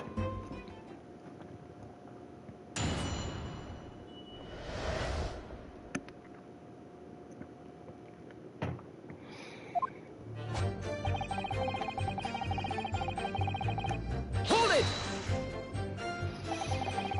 So, at no time did the victim, Mr. Mason, climb to join you on the roof deck. Absolutely not, Dickon. No question about it, he said. None at all. Oh, but yes, of course. I remember seeing them both. I saw the victim inside the enclosed cabin talking with this man here. Is this true, Mr. McGilded? Dear me, my lord. At the risk of repeating myself, I boarded the omnibus alone and nodded off inside almost immediately. That's an outright lie. Without doubt, you were engaged in... Let me stop you there, fella, and ask, do you have any evidence at all? At all?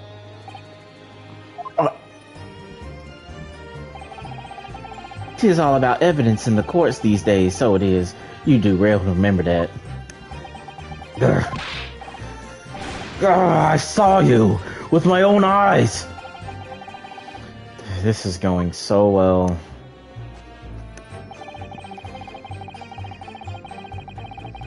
Hold it!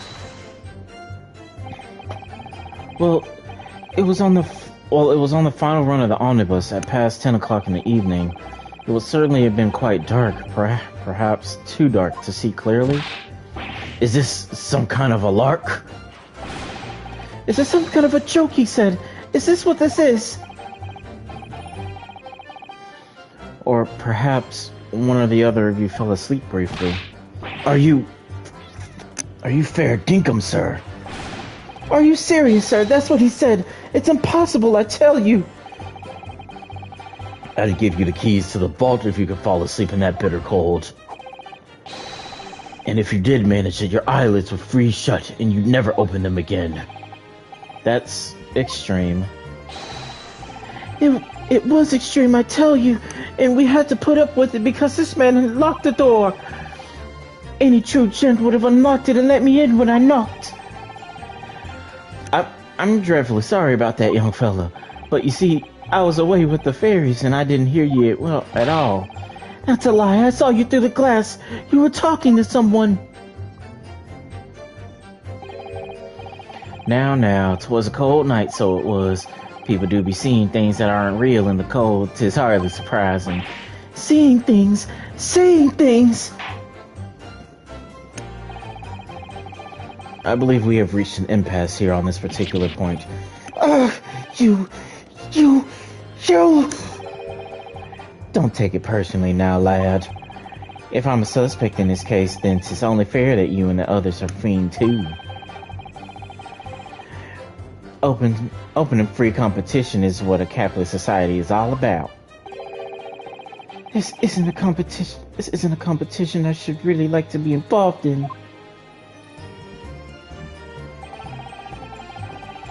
In any case, neither of us know the first thing about... Oh, wait. The skylight was shut the entire time until you possibly couldn't have opened it. If you're so sure the victim fell through the skylight, or is it proof? Oh! Whoops.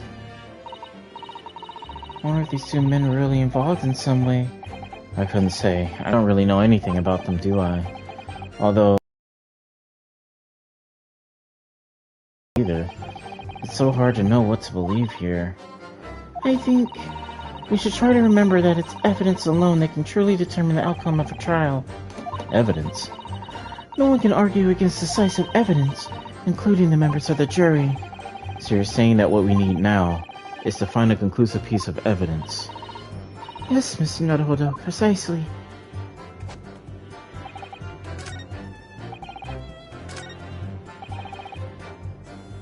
Hold it! Ow! Ow! Can you fucking sit still? God damn. So, you've never met the Mr. Thricefield Mason before? Oh, Lou, no. Not once, never. He'd never met the man before, he said, never. And you, Mr. First, had no prior dealings with the victim either? That's right, sir. Hatters don't have much to do with brickmakers, to be perfectly honest, sir. No, I imagine not. You see, how many different ways can I put this? Neither of us have the... Oh, no.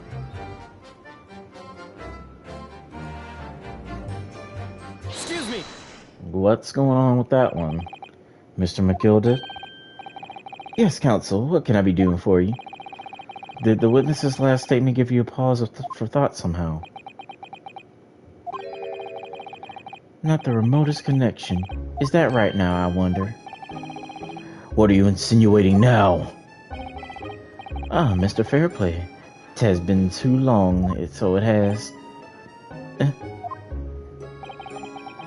If I'm not very much mistaken, I believe 'tis fast approaching, is it not? Your repayment date. I beg your pardon? You borrowed 20 guineas from me, sir. At an unconscionable rate of interest. You tricked me. It's extortion. Well now, is that a touch of begrudgery, is it? The sort of begrudgery that might motivate a fellow to pass off his crimes to off one another?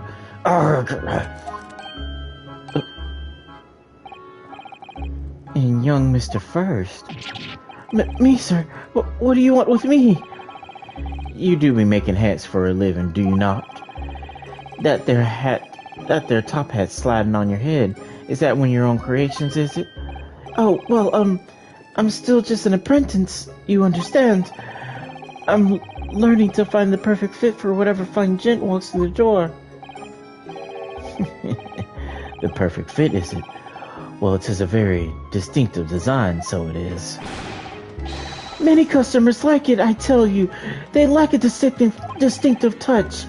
Customers such as Thrice-Fired Mason.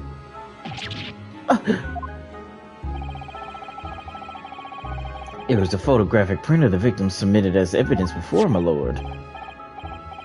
Oh, this you mean?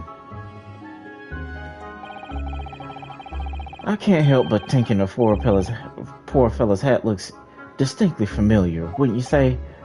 Oh, that's one of my hats. Aye, that it is. So it would seem that the brickmaker was a customer of yours.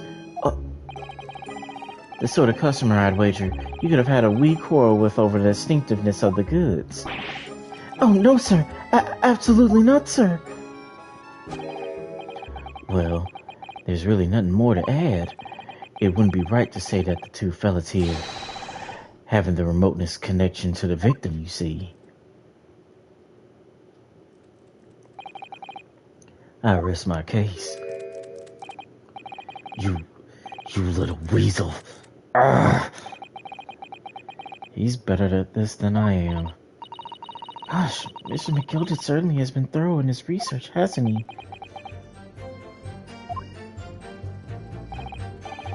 Please, don't let me be... Don't... Oh.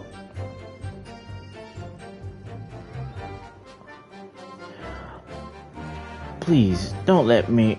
Little interruption hold up the proceedings. The skylight was shut the entire time, I tell you. We couldn't possibly have opened it. Hold it! Are you quite certain about that? The skylight was shut the entire time? I'm going to lose my block with you in a minute. He's going to lose his rag with you in a minute. That's what he said. Take a look for yourself. Go on.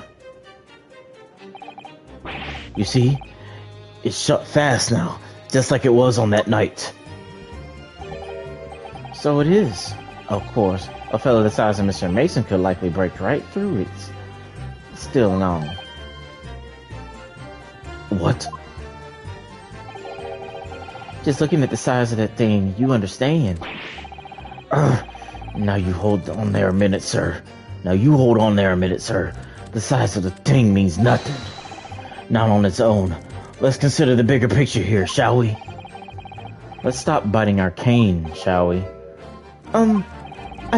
I was riding the omnibus on another occasion when, well, I broke wind, loudly. I shocked myself with it as it happens. This is an unexpected confession, Mr. First.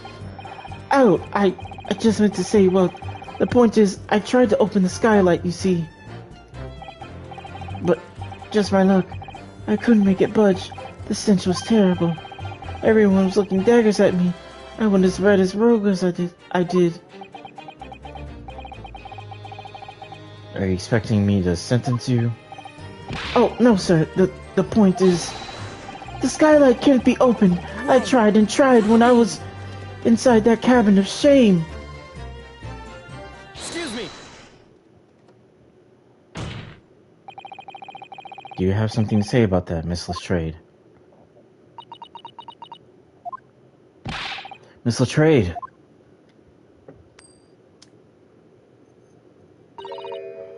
It opens.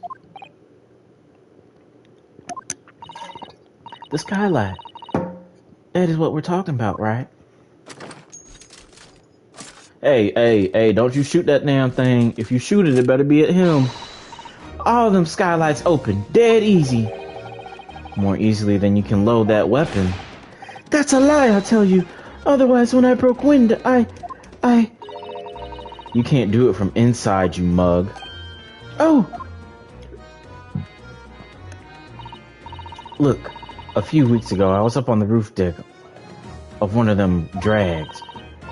And I had a great awe. I mean, I had purses coming out my ears. Mr. Tread, this is not the forum to be eulogizing on the subject of your criminal activities. Well, anyway, I had a bit of a scare. When I lifted the last bloke's purse, he got wise to me. All four of them surrounded me, so I couldn't top off the bus and leg it. So what I did, I used the skylight. I opened the catch and jumped right through. What?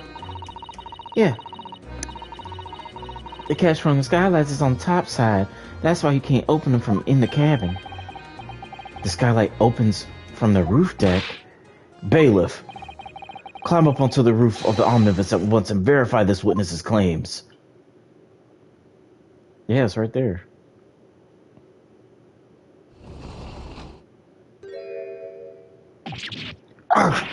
Oh, my hat! see.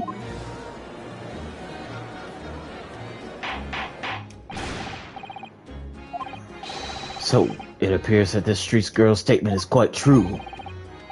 I don't believe it. The skylight opens, and from the roof deck. Mr. Naruhodo, this could be the clue we've been looking for.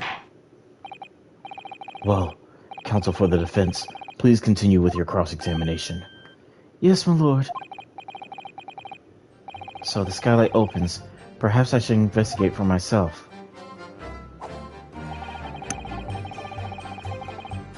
Hold on.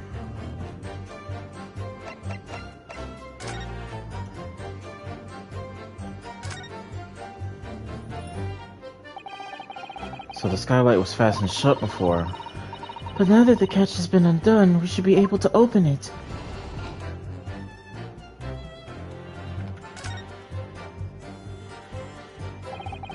You can certainly see inside the carriage through this opening, that's for sure.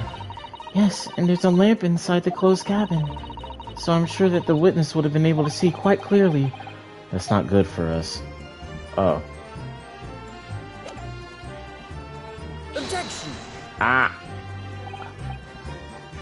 Oh, no, no, no, no, no, no, no, no, no, no! Fuck! Damn it. Oh, God damn it. I made a mistake.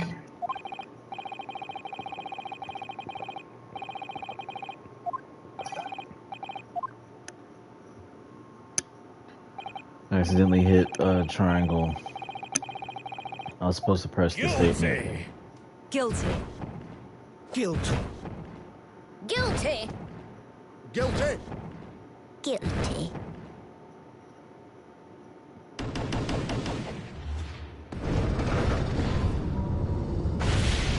Second time, goddamn. This one is just a complete accident, though.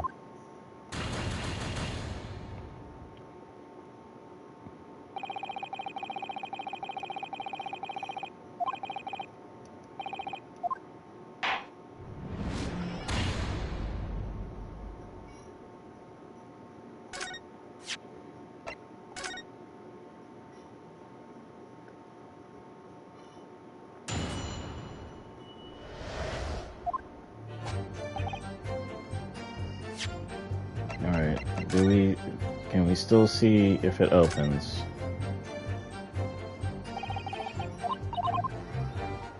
Oh, we have to go through all of that again. Hold it!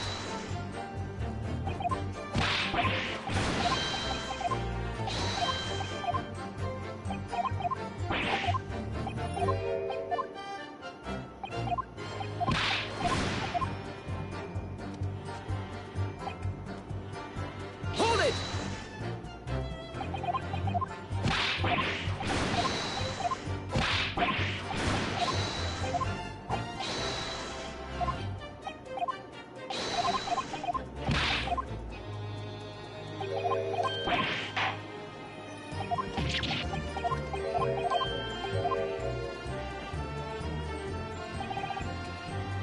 Hold it!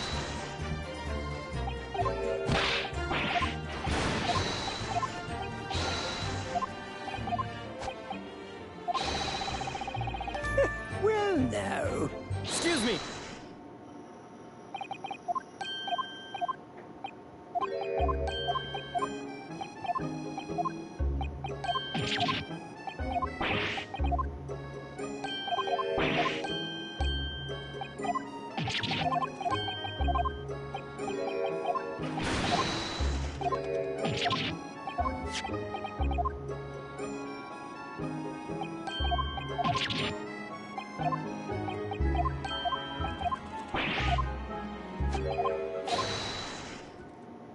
I hate this.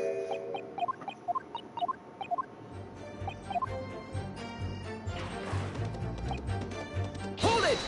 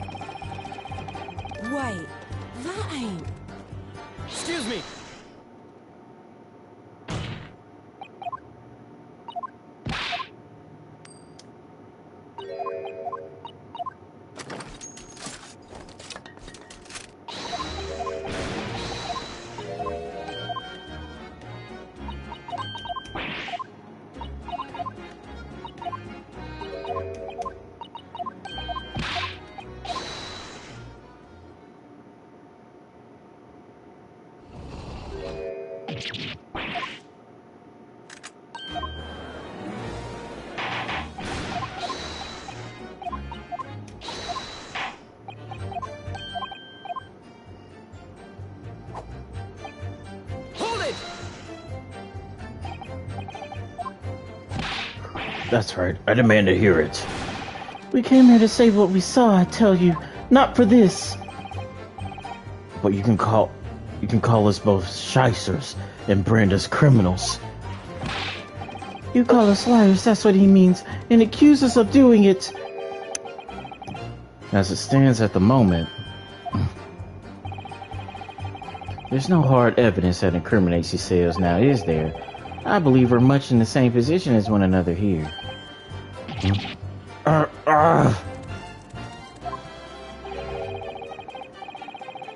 If I don't crack this case soon, he'll crack his teeth. Literally. I wonder if these two men are really involved in some way.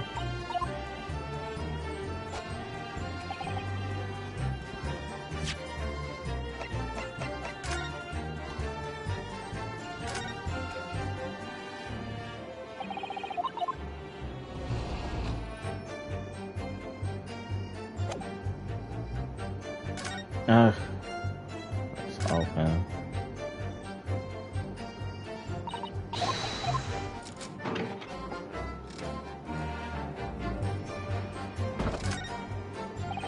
There's blood. It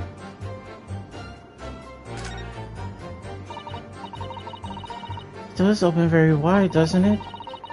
Wide enough to kick someone like you through, certainly, Mr. Naruhodo. Why someone like me? Ah! What is it? Look, just there, look at this! That's, without a question, it's blood. Why would there be blood stain here? Surely, it can't be unrelated to the case, can't it?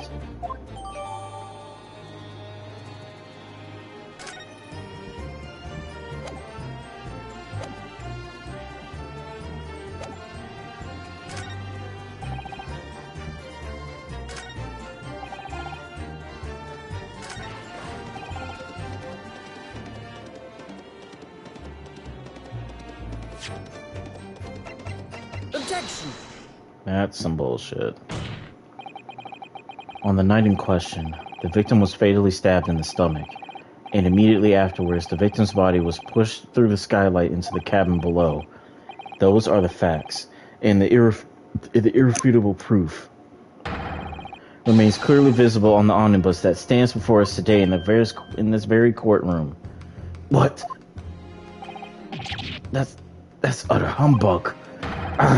You can't possibly have any evidence. No, you can't. I mean, we didn't do it, I tell you. It's impossible. Irrefutable proof here in this courtroom. Counsel.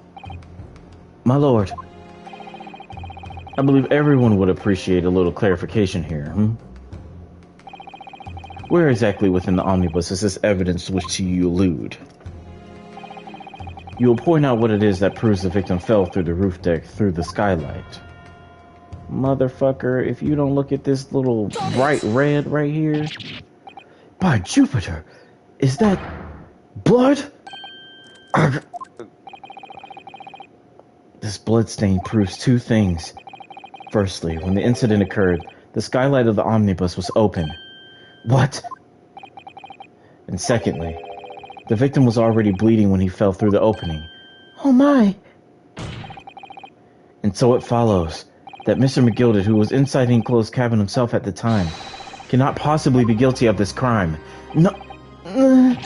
No! Oh my god. Hold it! Oh. But the blood could have sprayed up there when the fellow was stabbed from inside the cabin.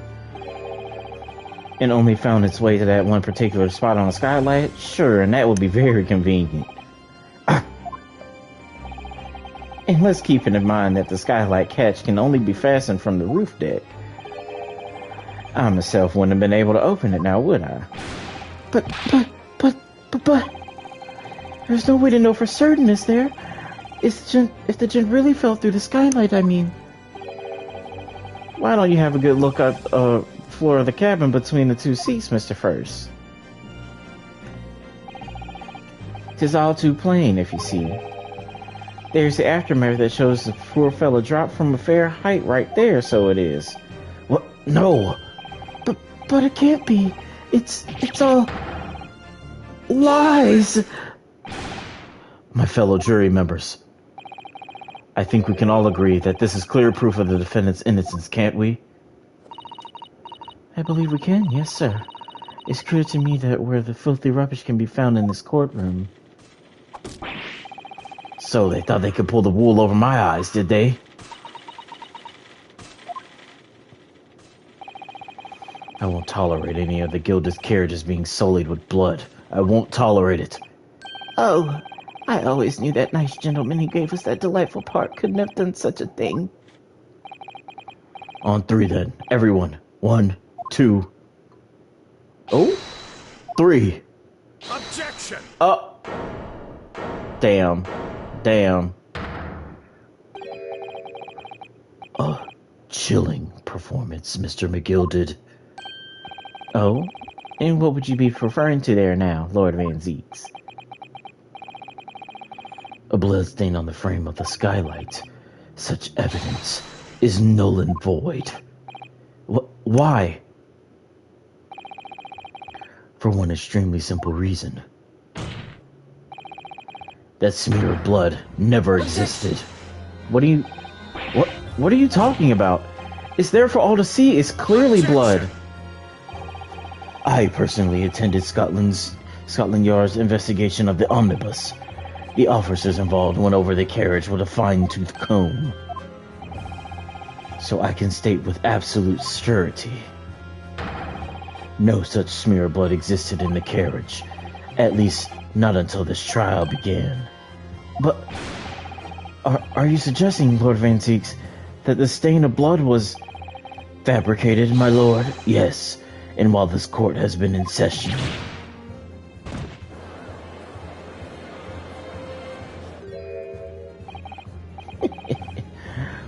What a palaver.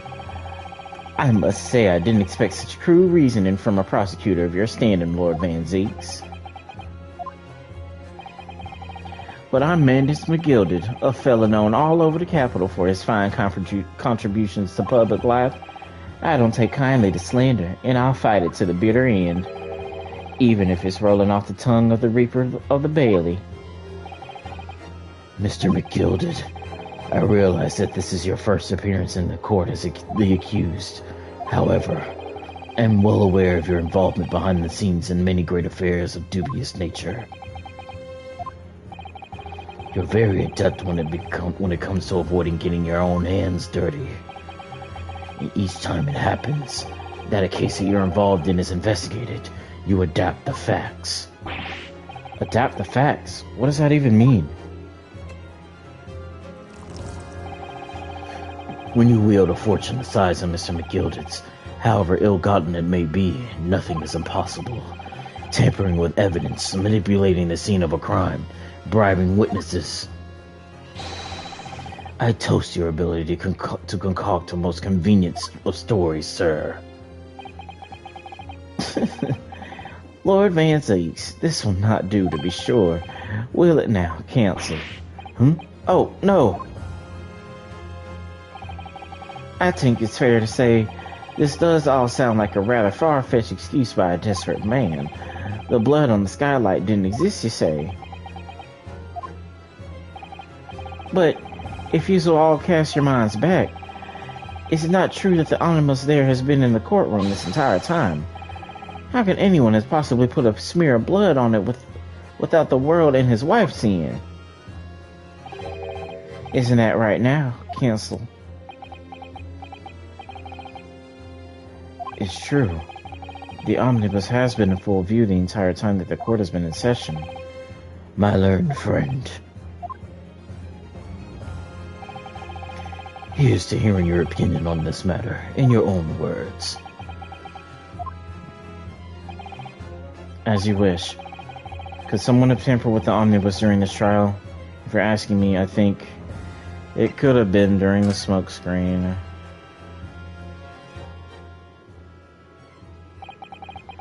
As a defense lawyer, it's my job to advocate for the defendant as best I can. But still, I feel as though there's something even more important at stake here. There's no evidence to suggest that the defendant did as my learned friend suggests. But, however, in the terms of having the opportunity to carry out the alleged tampering, there is one possibility. Good gracious! Explain yourself, counsel.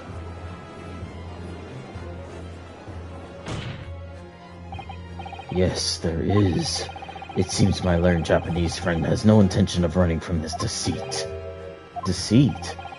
I'm sure everyone still remembers clearly the recess that we were forced to take as a result of the smoke grenade fired by the witness currently in the stand, Miss Gina Lestrade.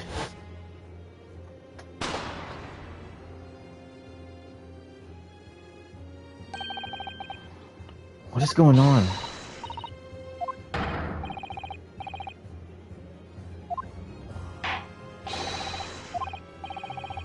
Yeah. The courtroom was filled with smoke, and everyone was thrown into confusion. All of us were made to leave this chamber. In that brief interval, under the veil of smoke and all of the chaos, it could have been possible to seal the inside of the omnibus.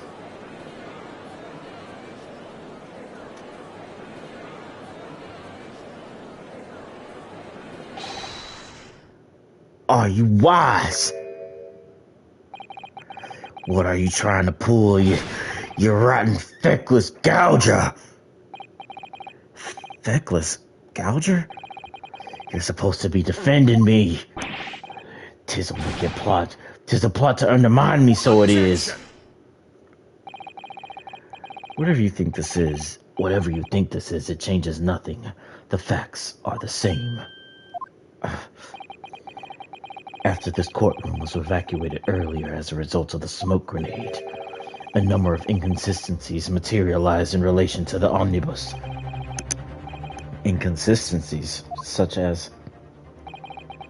To start with, the storage compartment underneath the rear passenger seats. When the police investigated the omnibus, this compartment was full of the driver's items. Secondly, we have the smear of blood on the edge of the skylight. As I have said, this was not present at the start of the trial this morning.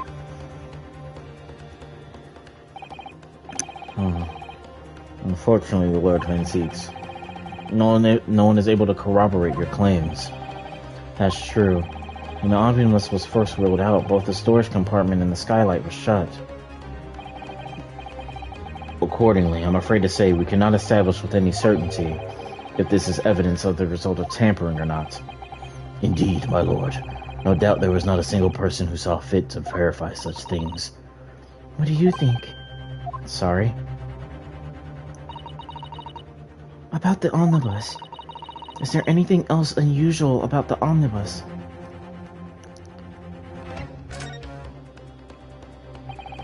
My lord. Yes, counsel? There is one further inconsistency. A mark that surely could not have been present at the start of trial. What in the devil's name are you going to say now?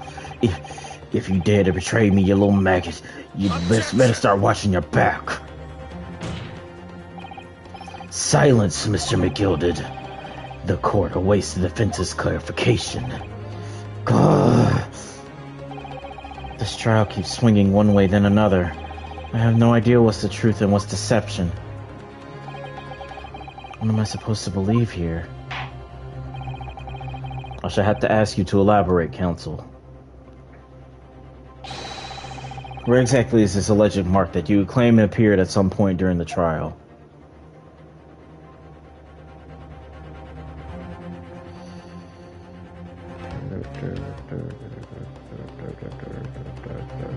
Got it! I think it must be this mark here. You mean the mark of sweat around your collar? I have to fucking... Ugh. It appears like you're clutching at straws in desperation. No, I'm not. Oh my god. Cold sweat, my lord. So close, Naruhodo-san. It's something that Lord Van Zeeks appears to not have noticed. That's the correct answer here. In other words, something that the prosecution hasn't mentioned.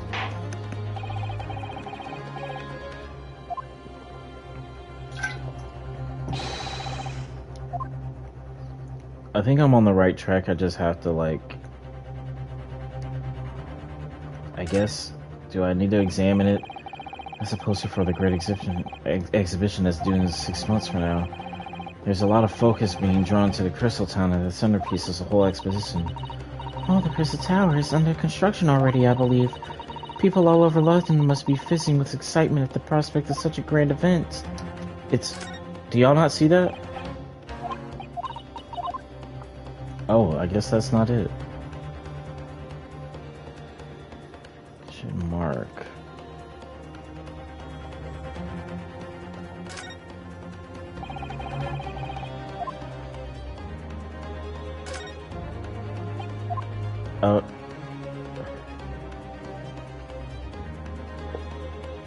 Girl, what mark?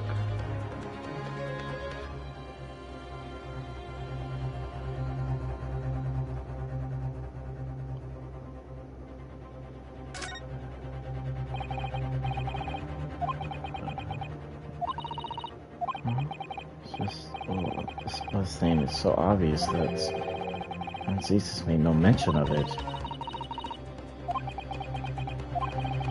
Why do I have such a bad feeling about this?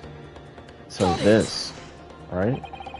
If we consider that the victim fell through the skylight onto the floor of the cabin, you would certainly expect to find signs of blood where he landed. But as far as I recall, this bloodstain on the cabin floor was not there when the omnibus was first brought into the courtroom. Good Lord! Yes, I do believe you're correct, counsel. Hold on.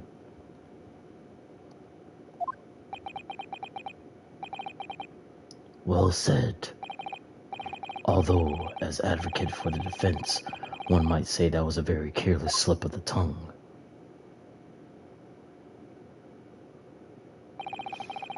I believe that bloodstain on the floor is a decisive piece of evidence. But if the question is whether the evidence is genuine or whether it was unlawfully fabricated by someone, I feel compelled to admit that there's at least one possibility that the evidence is fake.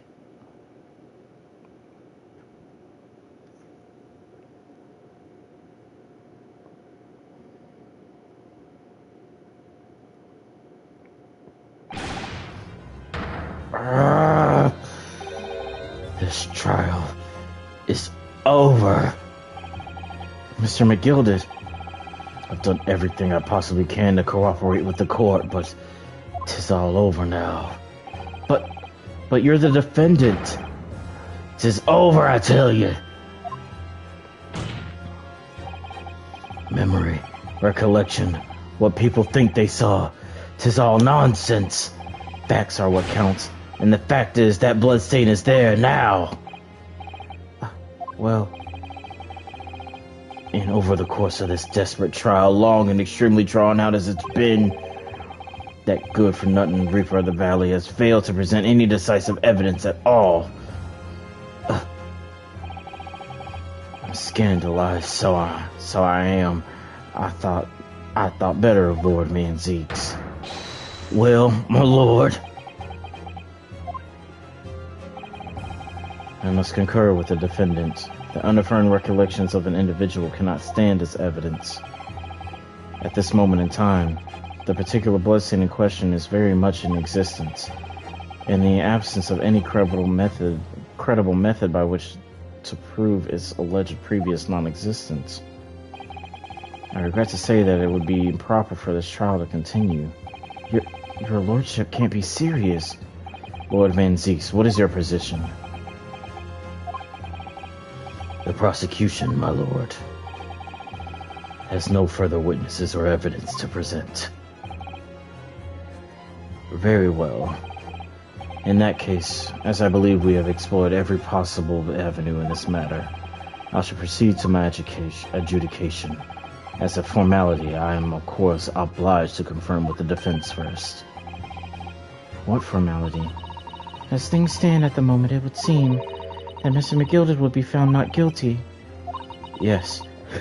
Which will mean we've won. Is that really the right outcome here? Is it really alright for the trial to come to an end now? With all these unexplained inconsistencies? I still want to know what happened.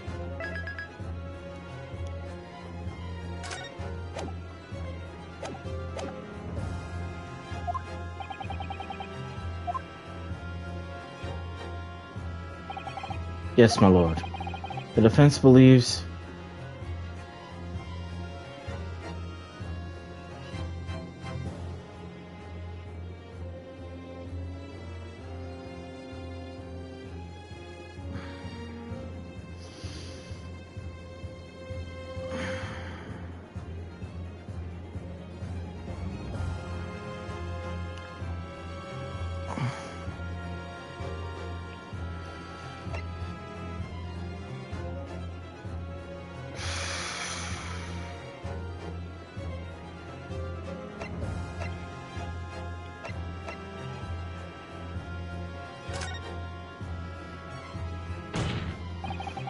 I'm here in this courtroom today to advocate for the defense of my client, Mr. McGilded. However, at this moment in time, I cannot in all good conscience attest fully to the defendant's innocence. What are you saying, man? Without any question, there is no conclusive evidence to prove that the defendant is guilty. However, there is also no conclusive evidence to prove that he is innocent.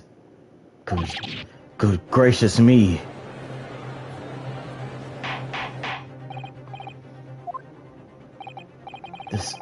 This is unprecedented behavior, counsel.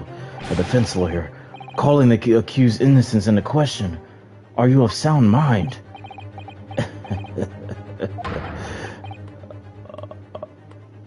Oh, shit. Oh, 'twas a grand decision to appoint you as my lawyer, so it was a grand decision. What? I must say, I didn't expect quite such an exciting spectacle at the end there, but still... Here, have this for your troubles. What? Your job here is done, fella. As some fine work you've done, so you have. What do you mean? This is just the right honorable gentleman so succinctly put it before the trial can't go on anymore. In your closing statement there was, how did he put it now? Nothing more than a formality.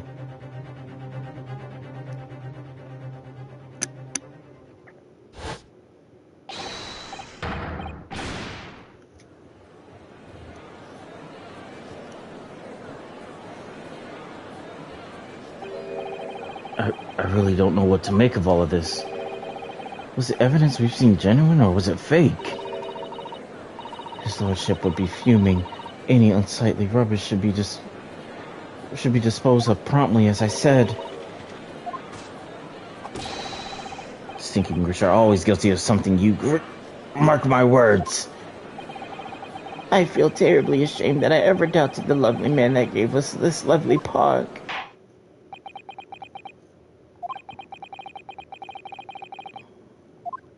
Now the proceedings have unfolded in this way, I am compelled to declare a premature end to this trial. Furthermore, the court must accept the defendant's plea.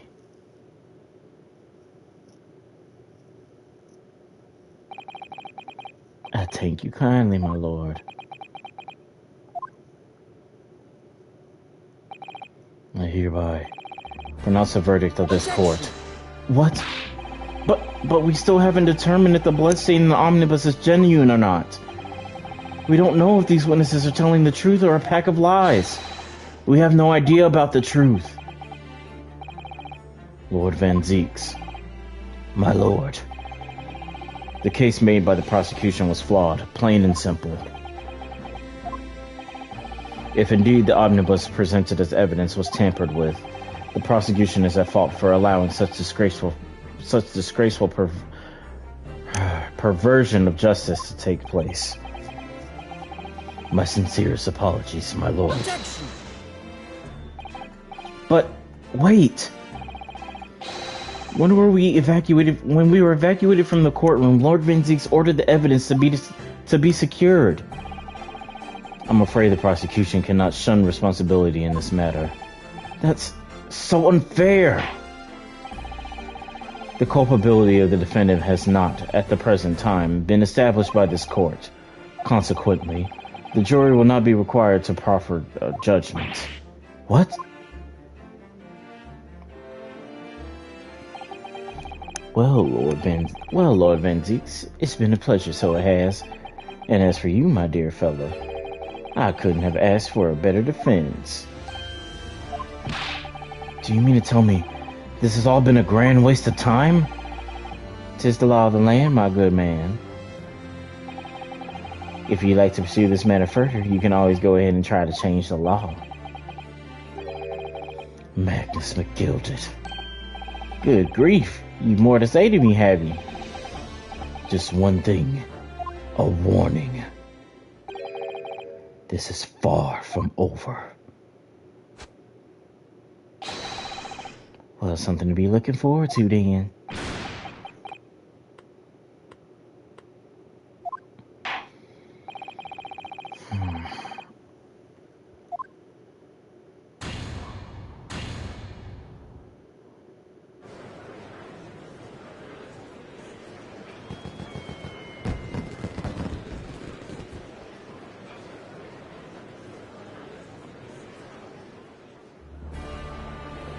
I don't feel good about this. I can't believe it. This is outrage. They should have examined the evidence. What are you talking about? The man's been cleared. He's innocent. No, he's not. We still don't know what the fuck happened. At the courtroom in pandemonium for the second time that day, the judge delivered his verdict. And my first ever trial in Great Britain came to an abrupt end, with the defendant being found not guilty, ostensibly a victory for us.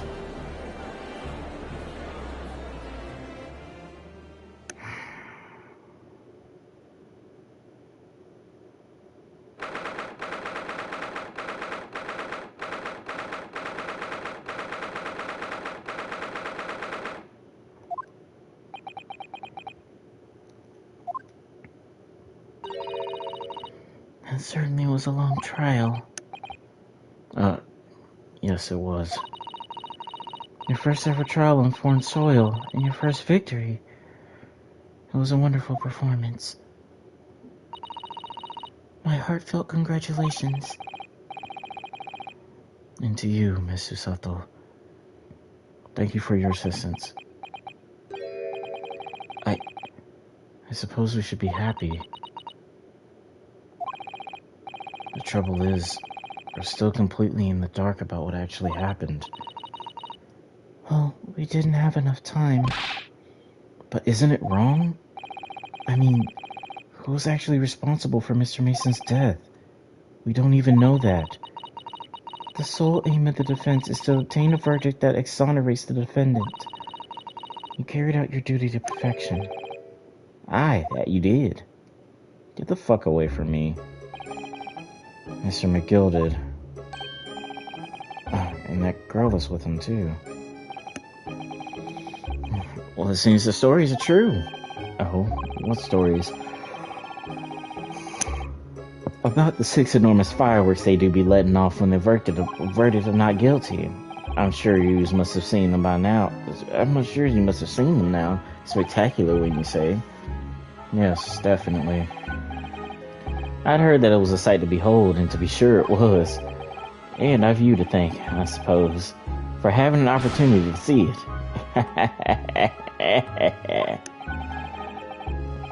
Oh, I don't know about that. I'm not really sure I did anything. What on earth are you saying, fella? How did I walk out of there a free man, then? I don't think it was so much as thanks to me as down to your planning. You're a straight-talking fella, aren't we? I must say, you had me astray in the head there once or twice.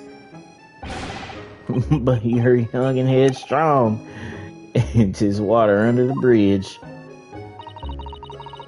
Congratulations, Mr. McGilded, on having your name cleared. But nothing's resolved. There's only one thing that matters to me. Oh? Ah, they've all seen that I didn't do that. Odious and absent indeed. 'Tis grand, is it not? I suppose it was. Now the fine fellows of Scotland Yard can take matters in hand and sort out any wee details. They'll see for what it is. They'll get the truth. I've absolute faith in them, so I have. After all, I do be providing a good number of their wages with the taxes I pay. It's not that funny. So then, as we agreed aforehand, 1,000 guineas for your troubles, fellow. Oh, no. I couldn't possibly accept that much. Ah, be whist. You're a humble one, aren't you, from the East? Well, if you insist. But have this, still in all, you deserve a reward. Mr. Magnus McGilded. Everything is ready, sir. If you'd like to follow me into the courtroom. Into the courtroom? What's this, officer? 'Tis sooner than I was led to believe. I hope it's not inconvenient, sir. There are some changes to the schedule. Well, I must be making tracks now. 'Tis time for the inspection. Sorry, what inspection? They're going to be examining the omnibus again, so I'm told. I asked if I could be present for it myself. They're going to examine it again? Now? Naturally, I'm under no obligation to take part in any more of this matter now. But as an upstanding member of the London Society, I do be doing my best to help wherever I can. 'Tis a gentleman's duty, so it is. So then, fare thee well. 'Twas an absolute pleasure meeting yous. I hope you have a whale of a time while you're studying here in Great Britain. And there he goes again. A free man. Oh, I forgot she was here too. You really don't, you really, can you please, you don't move. I was to say, move on. She really does take forever to load that thing. Mr. Trade, would you mind putting that thing down? You're a grown-up. And I hate all grown-ups. Ah, there you are. Oh. Hello. Naughty, running off like that. Is this some kind of picnic? Who's this little girl now? And taking that with you as well. I was looking forward to the trial run of my experimental smoke grenade launcher. Oh, do you want to play? You won't beat me. Excuse me, but who are you? Oh, good day to you. I'm, well, the inventor, I suppose, of that machine. The inventor? Well, normal smoke grenades are so dull, don't you agree? White, and more white. If you have to be shrouded in smoke, it could at least be a pretty color, I thought to myself. Do we have to be shrouded in smoke, though, at all? I just took my eyes off it for a minute while whilst I was changing onto a different omnibus, and she pitched in, and she pitched it. Luckily, I fitted it with a telegraphic beacon. What's it? What? I have no idea what this girl is talking about. Anyway, you're coming with me now, back to my laboratory. What for? To apologize, of course, silly, to my technician. What, you mean, say sorry? You must say sorry when you've done something wrong. Surely an adult has told you that before. An adult? Ugh, I don't listen to no adults. Come along then, follow me. Fine, have it your way. Oh good, you see, I knew you'd want to do the right thing in the end. I'm fairly sure that's what she wants. What she wants is to not get shot by that massive gun of yours.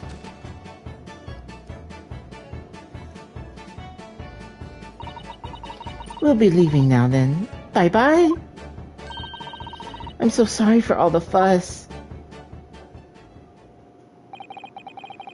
She was a lively one.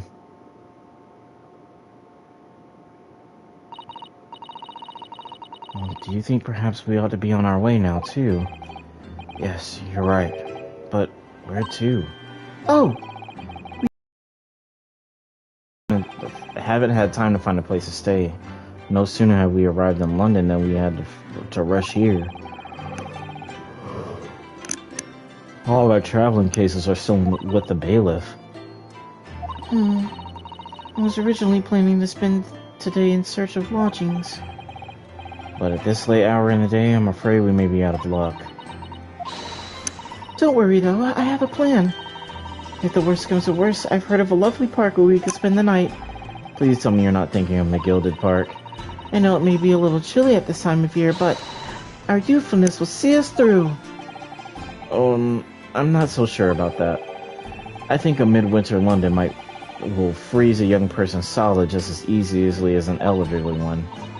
Oh dear, that doesn't sound agreeable. Now I'm starting to regret turning McGilded down. That 1,000 guineas would have paid for a lovely warm room or a mansion. And so, the trial to determine my worthiness for the study tour was over by the end of our first day in London. However, as we were soon to learn, there were more trying times ahead, just as the Reaper of the Bailey had warned. The case was far from over.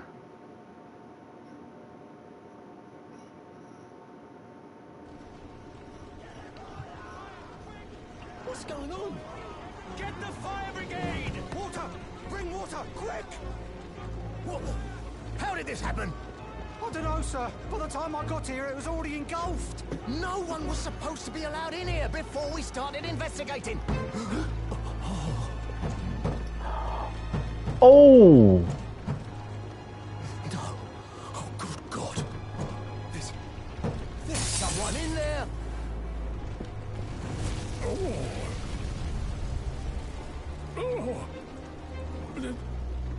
This can't be.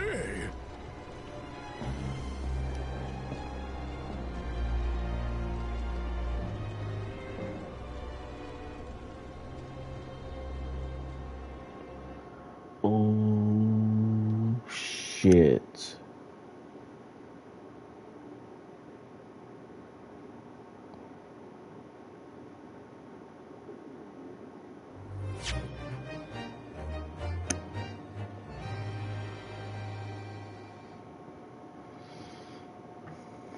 Well, fuck. I guess I'll maybe end it here. I don't know. Yeah, I think I'll probably end it here. I think right here is a good stopping point. As always, thank you for coming by to watch the stream. Yeah, the next part is the next episode. Holy shit. Thank you for coming by to watch the stream. Those who commented, those who liked, those who subbed if they did. I really appreciate it. Sorry that this one took a little bit longer and I just kind of felt stupid at that one point, but I guess that one was kind of like a game design problem. I'm not sure. Maybe I'll go back and see like what happened, cause I swear like I could have sworn that I was like, hitting the button, or like at the very least like pressing everything that she was saying in order to get another point, because there wasn't any like tangible evidence to be able to work with. So I was like, okay, so clearly I'm probably going to be looking for a reaction. And I know I went through that dialogue and McGilda didn't do anything. Also, I think that might be him in that thing. I think he might be burning alive. Don't know who did it or why, but I think he might be burning alive. To be honest, from the start, McGilded didn't really seem like a good person, especially the way that things were unfolding. And as we started learning more like about him, like bit by bit. Just seeing how conniving he was and how he could sway public opinion because of the information that he knew, and even von Zeke's mentioning like, yeah, you definitely have like a way of manipulating trials and stuff. And there was really no conclusive way to end this trial either, and that was thanks to him, and he knew what would get him a not guilty verdict. So McGill didn't really seem all that like a well-rounded person. I don't know if he killed Mr. Mason. He might have, but I don't know. I guess we'll have to find out next time. Damn, that's like, I don't know. But once again, like I said, thank you all for coming out to the stream. I'll end this here, and I'll see you guys another time when we dive back in. You guys all have a good one.